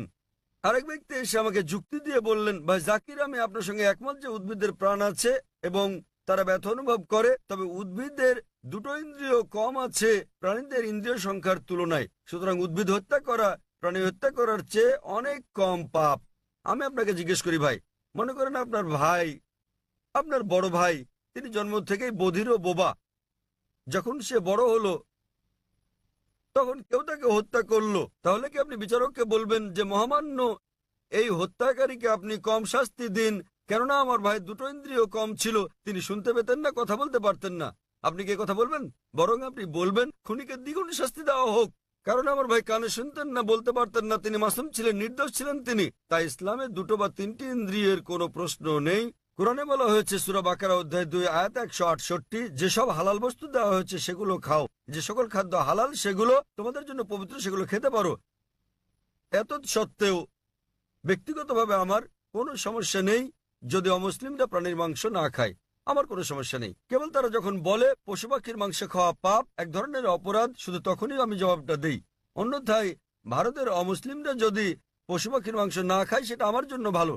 যদি ভারতের সকল অমুসলিমরা মাংস খেতে শুরু করে তাহলে খাসি গরুর মাংসের দামটা বেড়ে যাবে, তখন আমার মাংস খাওয়ার খরচটাও বেড়ে যাবে। তাই ব্যক্তিগতভাবে আমার কোনো সমস্যা নেই। আশা করি ভাই আপনি উত্তরে সন্তুষ্ট হয়েছেন। হ্যাঁ নিশ্চয়ই স্যার। সুতরাং এখন আপনি চাইলে একজন ভালো নিরামিষভোজী হতে পারেন, আবার চাইলে আমিষভোজীও হতে পারেন। মাংস খেলে আপনি আরো সুস্বাস্থ্যের অধিকারী হবেন। আপনি খেতে পারেন, তবে আপনি প্রকৃত নিরামিষভোজী হতে চাইলে তাতেও কোনো পাপ নেই। আশা করি উত্তরটা পেয়েছেন ভাই। হ্যাঁ বোন, আপনার প্রশ্ন। স্যার, আমি ডক্টর কল্পনা। আমার প্রশ্ন, ইসলাম আত্মীয়ের মধ্যে বিবাহ সমর্থন করে কি না? আপনি জানেন, চিকিৎসা বিজ্ঞানে অনেক জন্মগত অস্বাভাবিকতার কারণ হচ্ছে স্বগোত্রে বিবাহ, অর্থাৎ আত্মীয়ের মধ্যে বিবাহ। বোন প্রশ্ন করলেন যে ইসলাম কি স্বগোত্রে বিয়ে, নিকটাত্মীয়দের মধ্যে বিয়ের অনুমতি দেয়? জি। বিয়ে সংক্রান্ত ব্যাপারে বলতে গেলে আল্লাহ বলেছেন কোরআনে সূরা নিসা অধ্যায় নম্বর 4 আয়াত নম্বর 22 থেকে 25 যে যে সকল বিয়ে নিষিদ্ধ, তাহলে আপনি বিয়ে করতে পারবেন না আপনার মাকে, আপনার মেয়েকে, আপনার মায়ের বোনকে, আপনার বাবার বোনকে এবং আপনার ঘনিষ্ঠ মাহারাম আত্মীয়দের। তবে আপন চাচাতো মামাতো বোন হলে পারবেন, কিন্তু ভাই বোন, পিতা কন্যা বিয়ের অনুমতি নেই। আপন চাচাতো মামাতো হলে অনুমতি আছে। আজ বিজ্ঞান আমাদের বলছে যদি আপন ভাই বোনে বিয়ে হয় সেক্ষেত্রে অস্বাভাবিকতার সম্ভাবনা অনেক বেশি থাকে, জন্মগত সমস্যা হতে পারে। সুতরাং সরাসরি ভাই বোন, পিতা কন্যা, মা আর ছেলে, পিতাপক্ষের চাচা, আপন চাচা, বাবার বোন ইত্যাদির মধ্যে বিয়ে হলে অস্বাভাবিকতার সম্ভাবনা খুবই বেশি থাকে। তাই ইসলাম এসব বিয়ে নিষেধ করেছে, কিন্তু আপন চাচাতো মামাতো হলে অনুমতি আছে। ইসলাম এটার অনুমতি দিয়েছে। আর বিজ্ঞান আজ আমাদের বলছে এমনকি চাচাতো মামাতো ফুফাতো ভাই বোনের ক্ষেত্রেও এর সম্ভাবনা আছে, তবে খুবই কম। জন্মগত সমস্যা হতে পারে যদি দুই ব্যক্তি, পুরুষ মহিলা অপরিচিত হয়, তারা যদি পরস্পরের আগে থেকেই আত্মীয় নাও হয়, তবুও জন্মগত সমস্যা হতে পারে। তাহলে বোঝা যাচ্ছে জন্মগত সমস্যা কেবল আত্মীয়ের মধ্যেই হয় না, তবে সমস্যা অত্যাধিক বেশি থাকে সরাসরি আপন ভাই বোন, বাবা অথবা মা, আপন চাচা হলে। আপন চাচাতো মামাতো ফুফাতো ভাই বোনের মধ্যে সম্ভাবনা কিছুটা বেশি অপরিচিতের তুলনায়, তবে পার্থক্যটা খুবই ক্ষীণ।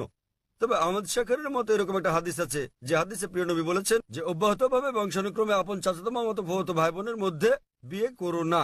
তাই বংশানুক্রমে আপন আত্মীয়দের মধ্যে বিয়ে অব্যাহত রাখলে সমস্যা হতে পারে। অন্যথায় এমনকি মেডিকেল সায়েন্স বলছে বংশানুক্রমিক না হলে সমস্যা নেই, তবে যদি আপন কাজিনদের মধ্যে বিয়ে অব্যাহত রাখা হয়, যেমন ধরেন কাজিন আবারও কাজিন আবারও কাজিন, তাহলে সম্ভাবনা কিছুটা বাড়ে। এমনিতে সাধারণভাবে কোনো সমস্যা নেই। আশা করি বোন উত্তরটা পেয়েছেন। আপনাকে ধন্যবাদ। হ্যাঁ ভাই, 1 নম্বর মাইক। আসসালামু আলাইকুম জাকির ভাই। আমার স্যার নাসির স্যার গুরু আমাকে আপনার সঙ্গে পরিচয় করিয়ে দিয়েছিলেন। তিনি পেশায় একজন শিক্ষক। আমি প্রথমবার আপনার বক্তৃতা শুনেছিলাম আজাদ ময়দানে, এবং বিষয় ছিল হিন্দু ধর্ম ও ইসলামের সাদৃশ্য সমূহ। আমার নাম দীপেন শেঠ এবং আমি একটি কনস্ট্রাকশন কোম্পানিতে কাজ করি। আমার সহকর্মীদের সঙ্গে বিভিন্ন বিষয়ে যুক্তিতর্ক হয়েছে, আমরা বিভিন্ন বিষয়ে আলোচনা করেছি, এবং প্রশ্ন হচ্ছে মোঘল আমলে তারা হিন্দু ধর্মগ্রন্থ রদবদল করেছে, এবং সে কারণেই ধর্মগ্রন্থে কিছু কিছু রেফারেন্স ও এই জাতীয় কিছু জিনিস দেখা যায়। এটা কি অত্যুক্তিমূলক না বাস্তবসম্মত? দয়া করে এ ব্যাপারে কিছু আলোকপাত করুন, ধন্যবাদ। ভাই খুব সুন্দর একটা প্রশ্ন করলেন যে মোগলরা যখন ভারতবর্ষে আসে তারা হিন্দু ধর্মগ্রন্থে কিছু রদবদল করে, এটা কি অতিকথামূলক না বাস্তব? আমি যতদূর অধ্যয়ন করে জেনেছি এটা একটা কল্পকাহিনী। এমন কিছু বিষয় আছে যা হিন্দুরা বলে যে ধর্মগ্রন্থে এসেছে। উদাহরণস্বরূপ হিন্দু শব্দটা কোনো হিন্দু ধর্মগ্রন্থে ছিল না আরবরা ভারতে আসার আগে। হিন্দু প্রকৃতপক্ষে একটা ভৌগোলিক সংজ্ঞা। হিন্দু শব্দটা প্রথমে আরবরা ব্যবহার করে, যখন তারা ভারতবর্ষে আসে তখন তারা বলতো হিন্দি হিন্দি। এমনকি বর্তমানেও আমি যখন সৌদি আরবে যাই তারা আমাকে বলে হিন্দি হিন্দি এসেছেন, আমি একজন হিন্দি। হিন্দি মানে এটা একটা ভৌগোলিক সংজ্ঞা সিন্ধু উপত্যকায় বসবাসকারী জনগণের, এটা কোনো ধর্মীয় সংজ্ঞা নয়। সে কারণে জওহরলাল নেহরু বলেছেন হিন্দু শব্দটি আগে দেখা যায়নি হিন্দু ধর্মগ্রন্থে আরবরা ভারতবর্ষে আসার আগ পর্যন্ত। তবে প্রশ্নানুসারে মোগলরা হিন্দু ধর্মগ্রন্থে রদবদল করেছে।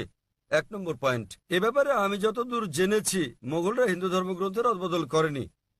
ঠিক, এখন যদি আমি আপনার সঙ্গে একমত হই যে মোগলরা হিন্দু ধর্মগ্রন্থে পরিবর্তন করেছে, তাহলে সেটা বাদ দিয়ে দেন, তাই তো করা উচিত নাকি? তা আপনি যদি একমত হন যে ধর্মগ্রন্থ পরিবর্তিত হয়েছে, তাহলে সেগুলো এখন ত্যাগ করুন। আপনারা কি পরিবর্তিত ধর্ম মানতে চান? বরং সেটা মেনে চলুন যেটা পরিবর্তিত হয়নি, এই কোরআন। তাহলে যদি আমি আপনার যুক্তির সঙ্গে একমত হই যে মোগলরা ধর্মগ্রন্থে পরিবর্তন করছে, সেগুলো ত্যাগ করুন। ধরুন আপনার কাছে 2 গ্লাস পানি আছে, এক গ্লাস বিশুদ্ধ, অন্য গ্লাসে কেউ 1 ফোঁটা নর্দমার পানি মিশিয়ে দিল আপনার সামনেই। মেশানোর পর তো আর আলাদা করতে পারবেন না সেটা, সেই পানি আপনি পান করবেন? না। কেন? আপনি দেখতে পাচ্ছেন না। তবে যেহেতু আপনি দেখলেন ময়লা কালো রঙের ফোঁটা গ্লাসের পানিতে পড়লো, এখন আর আলাদা করতে পারবেন না, সেটাকে আপনি পান করবেন? এই গ্লাসের পানি আপনি পান করবেন? একবার যখন আমি দেখেছি ঠিক, তখন আর খুব পান ভালো, করব কারণ না। আপনি যুক্তি মানেন।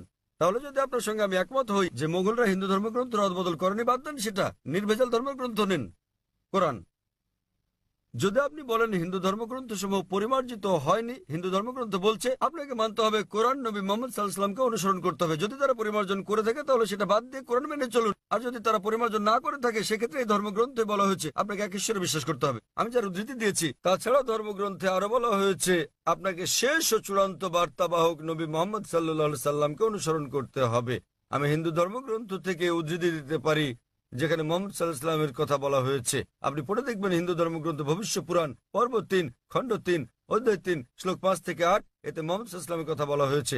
ভবিষ্য পুরাণ পর্ব 3 খণ্ড 3 অধ্যায় 3 শ্লোক 10 থেকে 27 মোহাম্মদ সাল্লাল্লাহু আলাইহি ওয়াসাল্লামের কথা বলছে। কুনটাব সুক্তাস পড়লে দেখবেন অথর্ববেদ বুক নম্বর 20 হেম নম্বর 127 স্তোত্র 1 থেকে 14 মোহাম্মদ সাল্লাল্লাহু আলাইহি ওয়াসাল্লামের কথা বলছে। আপনি পড়লে দেখবেন অথর্ববেদ বুক নম্বর 20 হেম নম্বর 21 স্তোত্র 6, অথর্ববেদ বুক নম্বর 20 হেম নম্বর 21 স্তোত্র 7 মোহাম্মদ সাল্লাল্লাহু আলাইহি ওয়াসাল্লামের কথা বলছে। ঋগ্বেদ বুক নম্বর 1 হিম নম্বর 53 স্তোত্র 9 মোহাম্মদ সাল্লাল্লাহু আলাইহি ওয়াসাল্লামের কথা বলা হয়েছে। যদি পড়েন সামবেদ অগ্নি মন্ত্র নম্বর 64 মোহাম্মদ সাল্লাল্লাহু আলাইহি ওয়াসাল্লামের কথা বলা হয়েছে। এমনকি মোহাম্মদ সাল্লাল্লাহু আলাইহি ওয়াসাল্লামকে নাম ধরে উল্লেখ করা হয়েছে, তাকে বলা হয়েছে আহমদ, যার মানে যিনি প্রশংসা করেন। দেখুন সামবেদ উত্তরচিক মন্ত্র নম্বর 1500, সামবেদ ইন্দ্র অধ্যায় নম্বর 2 মন্ত্র নম্বর 152, যজুর্বেদ অধ্যায় নম্বর 31 স্তোত্র 18, ঋগ্বেদ বুক নম্বর 8 হেম নম্বর 6 মন্ত্র নম্বর 10, অথর্ববেদ বুক নম্বর 8 হেম নম্বর 5 মন্ত্র নম্বর 16, অথর্ববেদ বুক নম্বর 20 হেম নম্বর 126 মন্ত্র নম্বর 14। এমনকি তাকে উল্লেখ করা হয়েছে মোহাম্মদ নামে। তাকে বলা হয়েছে নরসংসা। নরসংসা মানে নর মানে মানুষ, সংসা মানে প্রশংসা, যিনি প্রশংসার যোগ্য, প্রশংসিত। আপনি নরসংসা শব্দকে আরবি করলে সেটা হবে মোহাম্মদ। তাকে নরসংসা হিসেবে মোহাম্মদ নামে উল্লেখ করা হয়েছে অনেক জায়গায়। ঋগ্বেদ বুক নম্বর 1 হেম নম্বর 13 মন্ত্র নম্বর 3, ঋগ্বেদ বুক নম্বর 1 হেম নম্বর 18 মন্ত্র নম্বর 9, ঋগ্বেদ বুক নম্বর 1 হেম নম্বর 106 মন্ত্র নম্বর 4, ঋগ্বেদ বুক নম্বর 1 হেম নম্বর 142 মন্ত্র নম্বর 3, ঋগ্বেদ বুক নম্বর 2 হেম নম্বর 3 মন্ত্র নম্বর 2, ঋগ্বেদ বুক নম্বর 5 হেম নম্বর 5 মন্ত্র নম্বর 2, ঋগ্বেদ বুক নম্বর 7 হেম নম্বর 2 মন্ত্র নম্বর 2, ঋগ্বেদ বুক নম্বর 10 হেম নম্বর 182 মন্ত্র নম্বর 2, যজুর্বেদ অধ্যায় 20 স্তোত্র 37, যজুর্বেদ অধ্যায় 21 স্তোত্র 31, যজুর্বেদ অধ্যায় 21 স্তোত্র 55, যজুর্বেদ অধ্যায় 20 স্তোত্র 37, যজুর্বেদ অধ্যায় 20 স্তোত্র 57, যজুর্বেদ অধ্যায় 28 স্তোত্র 2, যজুর্বেদ অধ্যায় 28 স্তোত্র 19, যজুর্বেদ অধ্যায় 28 স্তোত্র 42। আমি শুধুমাত্র হিন্দু ধর্মগ্রন্থে উল্লেখিত মোহাম্মদ সাল্লাল্লাহু আলাইহি ওয়াসাল্লামের আরো রেফারেন্স উল্লেখ করতে পারি। তাহলে আপনাদের ধর্মগ্রন্থ বলছে যে ঈশ্বর একজন, তোমরা কেবল তার উপাসনা করো এবং তোমাদেরকে অনুসরণ করতে হবে সর্বশেষ পয়গম্বরকে। এমনকি আপনাদের হিন্দু ধর্মগ্রন্থে বলা হয়েছে কল্কি অবতার, যা সর্বশেষ ও চূড়ান্ত নবী মোহাম্মদ সাল্লাল্লাহু আলাইহি সাল্লাম সম্পর্কে বলছে। বলা হয়েছে তার মায়ের নাম হবে সুমতি অর্থাৎ আমিনা, যা মোহাম্মদ সাল্লাল্লাহু আলাইহি সাল্লামের মায়ের নাম। হিন্দু ধর্মগ্রন্থে বলা হয়েছে তার পিতার নাম হবে বিষ্ণু ইয়াস, মানে ঈশ্বরের গোলাম অর্থাৎ আব্দুল্লাহ, যা মোহাম্মদ সাল্লাল্লাহু আলাইহি সাল্লামের পিতার নাম। এতে বলা হয়েছে তিনি জন্মগ্রহণ করবেন সাম্বালাই, শান্তির স্থান অর্থাৎ মক্কায়। তিনি জন্মগ্রহণ করবেন মক্কার গোত্রপ্রধানের ঘরে, আর আমরা জানি তিনি জন্মগ্রহণ করেন কুরাইশ বংশে। তার 4 জন সঙ্গী থাকবে অর্থাৎ সাহাবীদের কথা বলা হয়েছে। আমি এরকম অনেক বলে যেতে পারবো এই কল্কি অবতার সম্পর্কে। তিনি আসবেন, তিনি হবেন সর্বশেষ পয়গম্বর নবী মোহাম্মদ সাল্লাল্লাহু আলাইহি সাল্লাম। আমি আপনার কাছে জানতে চাই ভাই, আপনি কি এক ঈশ্বরে বিশ্বাস করেন? হ্যাঁ। আপনি কি বিশ্বাস করেন যে প্রতিমা পূজা বলতে কিছু নেই? হ্যাঁ, আমি প্রতিমা পূজায় বিশ্বাস করি না আজাদ ময়দানে আপনার বক্তৃতা শোনার পর থেকে। মাশাআল্লাহ। সুতরাং আপনি জানেন ওইসব ব্যাপারে আমার ধারণা স্পষ্ট, এবং অনেক সময় ধরে আমি আপনার বক্তব্য শুনেছি, তাতে আমার মনে প্রশ্ন জেগেছে, আমি তার উত্তর জানতে চেয়েছি, তাই সেটা শুনতে তাহলে চেয়েছি। আপনি বিশ্বাস করেন যে নবী মোহাম্মদ সর্বশেষ ও চূড়ান্ত পয়গম্বর? হ্যাঁ, আমি লা ইলাহা ইল্লাল্লাহু মুহাম্মাদুর রাসূলুল্লাহ বিশ্বাস করি। মাশাআল্লাহ। হ্যাঁ। মাশাআল্লাহ। আমার ধারণা অনেক স্পষ্ট, এবং মাশাআল্লাহ, আল্লাহ আপনাকে পুরস্কৃত করুন। আমি আপনাকে ধন্যবাদ জানাই অন্তর থেকে। আপনি ভালো কাজ করছেন, আমাদের মতো সব মানুষের ভুল ধারণা দূর করে মাশাআল্লাহ, দিচ্ছেন। আল্লাহ আপনাকে পুরস্কৃত করুন। এবং ইসলামে যে নিজের ইচ্ছাকে আল্লাহর কাছে সমর্পণ করে সেই মুসলিম। যদি আপনি নিজের ইচ্ছাকে সমর্পণ ঠিক, করেন একদম আল্লাহর ঠিক কাছে। স্যার। আপনার বক্তব্যে বাধা দেওয়ার জন্য দুঃখিত, তবে যখন লোকেরা আমাকে প্রশ্ন করে কি আপনার ধর্ম কি, এবং আপনি জানেন আমি গুজরাটি ভাষায় কথা বলি, যখন তারা আমায় জিজ্ঞেস করে আমার ধর্ম কি, যখন আমি আপনার বক্তব্য শুনলাম, আপনি জানেন মুসলমানের সংজ্ঞা হচ্ছে যে ব্যক্তি আল্লাহ সুবহানাহু ওয়া তাআলার কাছে আত্মসমর্পণ করে, এবং সেই কারণে আমি তাদেরকে বলি আপনি জানেন আমি একজন মুসলমান। শুনে তারা আল্লাহ আপনাকে দুঃখ পায় পুরস্কার বলে দান মনে করুন। হয়। আমি গুজরাটি ভাষায় কথা বলি, তাই তারা কষ্ট পায়। আমি ভালো করে জানি আপনি জানেন আমি মুসলিম অথবা সেরকম কিছু, কিংবা আপনি জানেন আমি মুসলমান পটভূমির পরিবার থেকে এসেছি, তাই আমি যেমন পরিবারে জন্ম নিয়েছি আমি তেমন, তথাপি আমি জানি কোনটি ঠিক, এবং আমি অধ্যয়ন করছি এবং আমি আপনাকে বলছি আমি যা জানি ক্ষুদ্র পরিসরে তা প্রচার করি যতটা আমি পারি। ধন্যবাদ স্যার। ধন্যবাদ ভাই, আমি সত্যিকারেই আপনার প্রশংসা করি এবং আল্লাহ আপনাকে জান্নাত দান করুন। আপনার যে কোনো জিজ্ঞাসা, যে কোনো প্রশ্ন থাকলে আমাদের সঙ্গে যোগাযোগ করলে খুশি ধন্যবাদ। হব। আপনাকে অনেক ধন্যবাদ। ধন্যবাদ। আমরা পুরুষদের শারীর মাঝের দিক থেকে পরবর্তী প্রশ্নটি নিতে পারি। আমাদের আর একটি বা দুটি প্রশ্ন নেওয়ার সময় আছে। আসসালামু আলাইকুম স্যার, আমার নাম অজয় বৈষ্ণব। আমি আপনার ক্যাটারিংয়ে ভিআইপি লাউঞ্জে কাজ করি। আমার প্রশ্নটি আমার পরিবার ও সবার জন্য। সকল গ্রন্থে লেখা হয়েছে ঈশ্বর একই রকম ও ঈশ্বর একজন। তাহলে যখন আমি আপনাকে বলি আসসালামু আলাইকুম, তখন আপনি আমায় বলতে পারেন হারি ওম কিংবা হারি ওম শান্তি। আসসালামু আলাইকুম মানে আপনার উপর শান্তি বর্ষিত হোক, এবং ওম শান্তি মানেও আপনার উপর শান্তি বর্ষিত হোক। তাহলে কেন আপনি ওম শান্তি বলতে পারছেন না? ভাই প্রশ্ন করলেন যে আমরা বলি আসসালামু আলাইকুম মানে আপনার উপর শান্তি বর্ষিত হোক, ওম শান্তি মানে আপনার উপর শান্তি বর্ষিত হোক। শান্তিতে কোনো সমস্যা নেই, সমস্যা হচ্ছে ওম। সমস্যা কি স্যার? এই ওম হিন্দুরা ভাবে ওম মানে ঈশ্বর। ওম শান্তিতে কোনো সমস্যা নেই। যদি ভাষান্তর করেন আসসালামু আলাইকুম আপে শান্তি হোক, কোনো সমস্যা নেই। শান্তি সমস্যা নেই, পিস কোনো সমস্যা নয়, সালাম কোনো সমস্যা নয়। সমস্যাটা হচ্ছে ওম। আমাদের বুঝতে হবে যে আমরা বলি আপনার উপর শান্তি বর্ষিত হোক, আমরা সেজন্য আল্লাহকে অনুরোধ করছি। ওম অপর একটা ধারণা, এক্ষেত্রে মানুষের বিভিন্ন রকম ধারণা রয়েছে। তাই আপনি যদি বলেন আপনার উপর শান্তি বর্ষিত হোক, তাতে কোনো সমস্যা নেই। কিন্তু যখনই আপনি বলেন ওম, তখন জনমনে একটা নেতিবাচক চিত্র চলে আসে। ওম কথাটি হিন্দু ধর্মের, এটা কোনো দেবতার ব্যাপারে কিছু হতে পারে, কোনো মূর্তি আছে, সে কারণেই সমস্যাটা। ভিন্ন দিকে না গিয়ে স্পষ্ট করে বলা ভালো। তাই কেবল শান্তি বলাই কোনো সমস্যা নেই। আরবিতে আমরা বলি আসসালামু আলাইকুম আপনার উপর শান্তি বর্ষিত হোক, বাংলায় কিংবা আপ্পে শান্তি হোক। যখনই আপনি শান্তির সঙ্গে ওম যোগ করেন, তখন বোঝে আপনার স্রষ্টা ছাড়া অন্য কেউ সেটা দেবেন, সেখানেই সমস্যা। আমি আশা করি আপনার উপর শান্তি রয়েছে ভাই। হ্যাঁ স্যার, আশা আপনাকে করি আপনি ধন্যবাদ। শান্তিতে বসবাস করেন। স্যার জি স্যার, ধন্যবাদ ভাই। বিদায়। ভাই ও বোনেরা দয়া করে অপেক্ষা করুন, ডক্টর জাকির পরবর্তী প্রশ্নের জবাব দেওয়ার পর আমরা দোয়া করব। হ্যাঁ ভাই, আমার নাম কৈলাস, আমি একজন নাস্তিক। আমার প্রশ্ন, কেন মুসলমানরা বিশ্বাস করে যে যিশু পিতা ছাড়া জন্ম নিয়েছেন, যেখানে কোরআনে বলা হয়েছে যে আল্লাহ বলেছেন তিনি স্বর্গমর্তের স্রষ্টা, কি করে সঙ্গী ছাড়া তার পুত্র জন্ম নিল? ভাই প্রশ্ন করলেন যে মুসলিমরা বিশ্বাস করে যে যীশুখ্রিস্ট তার উপর শান্তি বর্ষিত হোক জন্মগ্রহণ করেন পিতা ছাড়াই, কিন্তু কোরআনে বলা হয়েছে কি করে সর্বশক্তিমান ঈশ্বর স্ত্রী ছাড়াই পুত্র লাভ করলেন।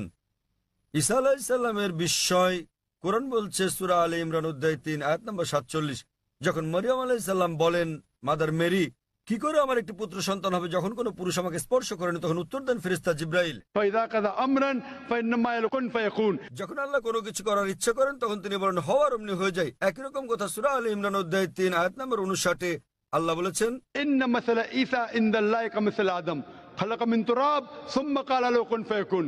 আল্লাহর নিকট যিশুর দৃষ্টান্ত হচ্ছে আদমের মতো, তাকে কাদামাটি দিয়ে তৈরি করার পর বলেছিলেন হয়ে যাও এবং হয়ে গেল।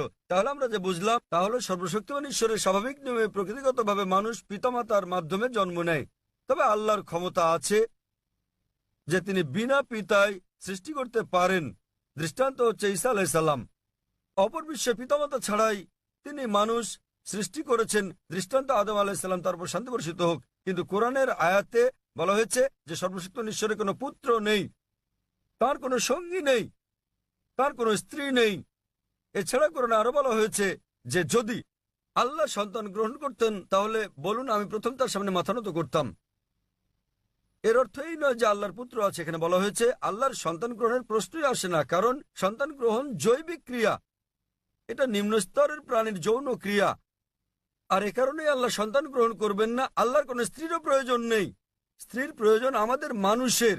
যৌন ক্রিয়া নিম্ন শ্রেণীর প্রাণীর ক্ষেত্রে প্রযোজ্য। সুতরাং কোরআনের এই সহায়তা অনুযায়ী যদি আল্লাহর পুত্রের প্রয়োজন হতো তাহলে আমি প্রথম তার সামনে মাথা নত করতাম। বলা হয়েছে আল্লাহর কোনো পুত্র থাকতে পারে না, আল্লাহর কোনো স্ত্রীও প্রয়োজন নেই।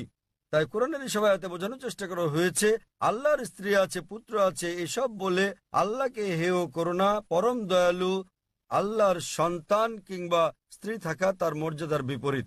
ওয়াখিরু দাওয়ানা আলহামদুলিল্লাহি রাব্বিল আলামিন। আর কয়েক মিনিট আমরা দোয়া করব ভাইদের অনেকগুলো প্রশ্নের দৃঢ়, প্রতিশ্রুতিশীল, অবাধ ও আস্থাশীল জবাব প্রদানের জন্য। আমি ধন্যবাদ জানাচ্ছি ডক্টর জাকির নায়েককে। তিনি আরো অনেক প্রশ্নের, বিশেষ করে মুসলমান ভাই ও বোনদের অনেকের প্রশ্নের জবাব দেওয়ার সময় পাননি। আমার অনুরোধ রইল, প্রতি রোববার আমাদের প্রশ্ন উত্তর অধিবেশন হয়ে থাকে, দয়া করে নিঃসংকোচে এখানে আসুন। এবং অনেক সময় ডক্টর জাকির নিজে প্রশ্ন উত্তরের এই অধিবেশনে প্রশ্নের জবাব দিয়ে থাকেন। নিঃসংকোচে আসুন এবং আপনার প্রশ্ন জিজ্ঞাসা করুন, অথবা আপনি প্রশ্ন লিখে ইসলামিক রিসার্চ ফাউন্ডেশনে ইমেইলে পাঠাতে পারেন, অথবা আমাদের স্বেচ্ছাসেবকদের সঙ্গে যোগাযোগ করলে তারা আপনাদের ভালো দিক নির্দেশনা দেবেন। জাজাকাল্লাহ খায়ের সুন্দর বক্তব্যের জন্য। এখন আমরা আমাদের কারি, ইসলামের চমৎকার দায়, আপনারা তার পিতা, রাজ্জাক ক্রিকেটের ব্যবসায়ী পুঁজিপতি আব্দুর রহমান আল বুখাতিরকে চেনেন। তারই পুত্র, অত্যন্ত প্রসিদ্ধ কারি, আন্তর্জাতিক খ্যাতি সম্পন্ন অন্যতম কারি ও দায় শেখ সালাহ আব্দুর রহমান আল বুখাতিরকে এই অধিবেশনের সমাপনী দোয়া পেশ করার আহ্বান জানাব। ভাই ও বোনেরা, সংযুক্ত আরব আমিরাতের শেখ সালাহ আল বুখাতির।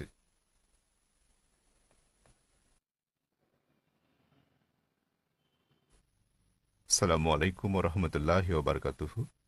আমি দোয়া পাঠ করার পর সম্মানিত দর্শক শ্রোতাদের আমিন বলার জন্য অনুরোধ করছি। আল্লাহ আমাদের দোয়া কবুল করুন।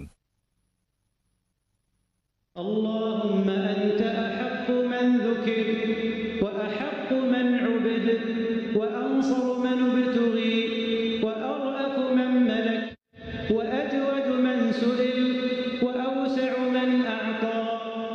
أنت الملك لا شريك لك والفرد لا ند لك. كل شيء هالك إلا وجهك لن تطاع إلا بإذنك ولن تعصى إلا بعلمك. تطاع فتشكر وتعصى فتغفر. أقرب شهيد وأدنى حفيظ. حلت دون النفوس وأخذت بالنواصي وكتبت الآثار ونسخت الآجال. القلوب لك مفضية والسر عندك علانية. الحلال ما أحللت والحرام ما حرمت والدين ما شرعت والخلق خلقك والعبد عبدك وأنت الله الرؤوف الرحيم. نسألك أن تجعل اجتماعنا هذا اجتماعا مرحوما وتفرقنا من بعده تفرقا معصوما وألا تجعل فينا ولا معنا شقيا ولا محروما. اللهم إنا نسألك الجنة وما قرب إليها من قول وعمل ونعوذ بك من النار وما قرب إليها من قول وعمل. اللهم إنا نسألك من خير ما سألك منه نبيك محمد صلى الله عليه وسلم وعبادك الصالحون ونعوذ بك من شر ما استعاذك منه نبيك محمد صلى الله عليه وسلم وعبادك الصالحون. اللهم اجعل لنا وللمسلمين من كل هم فرجا ومن كل ضيق مخرجا ومن كل بلاء عافية. اللهم فرج هم المهمومين من المسلمين ونفس كرب المكروبين واقض الدين عن المدينين واشف مرضانا ومرضى المسلمين برحمتك يا أرحم الراحمين. اللهم أصلح لنا ديننا الذي هو عصمة أمرنا وأصلح لنا دنيانا التي فيها معاشنا وأصلح لنا آخرتنا التي فيها معادنا واجعل الحياة زيادة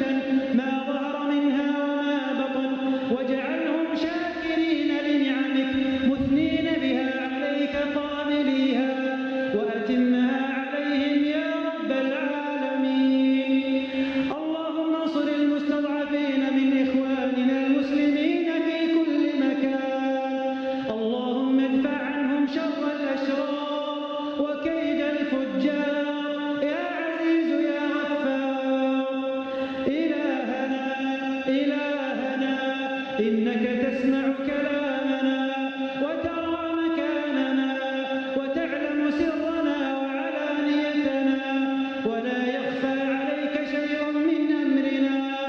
نحن البؤساء الفقراء المعترفون المقرون إليك بذنوبنا.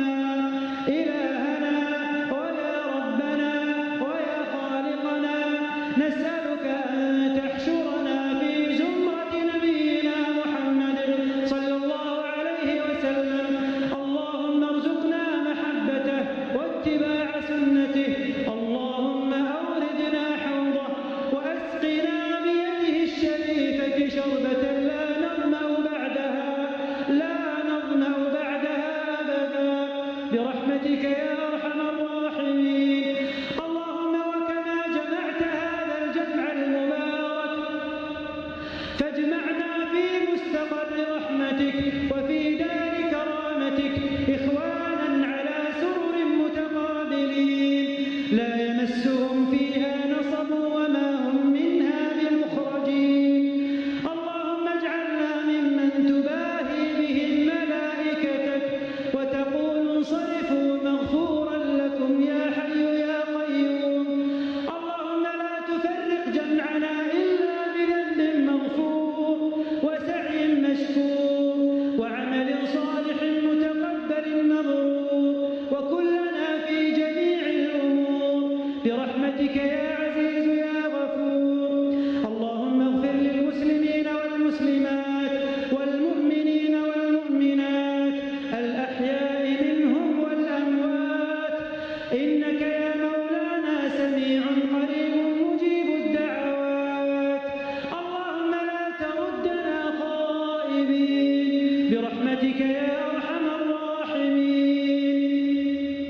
سبحانك وبحمدك نشهد أن لا إله إلا أنت، نستغفرك ونتوب إليك ونصلي ونسلم على أشرف أنبيائك وأفضل رسلك نبينا محمد وعلى آله الطيبين الطاهرين وعلى أزواجه أمهات المؤمنين وعلى صحبه الغر الميامين وعلى التابعين وتابعيهم بإحسان إلى يوم الدين. جزاكم الله خير. জাজাকাল্লাহ খায়ের।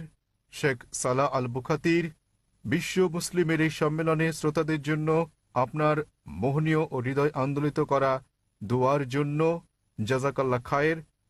জাজাকুমুল্লাহ খায়রান। এত বিপুল শ্রোতা উপস্থিতির জন্য ইনশাআল্লাহ আগামীকাল আমরা সন্ধ্যার অধিবেশনে মিলিত হব। সেই অধিবেশনে আমরা আর একজন নেতৃস্থানীয় কারি মিশরের শেখ আব্দুল ফাত্তাহ তারুতির কিরাত শোনাবো এবং আগামীকালের সান্ধ্যকালীন অধিবেশন ইনশাআল্লাহ মদিনার মসজিদ আন নবাবির ইমাম ও খতিব শেখ সালাহ আল বুখাতিরের দোয়ার মধ্যে শেষ হবে ইনশাআল্লাহ। আসসালামু আলাইকুম ওয়া রাহমাতুল্লাহি ওয়া বারাকাতুহু।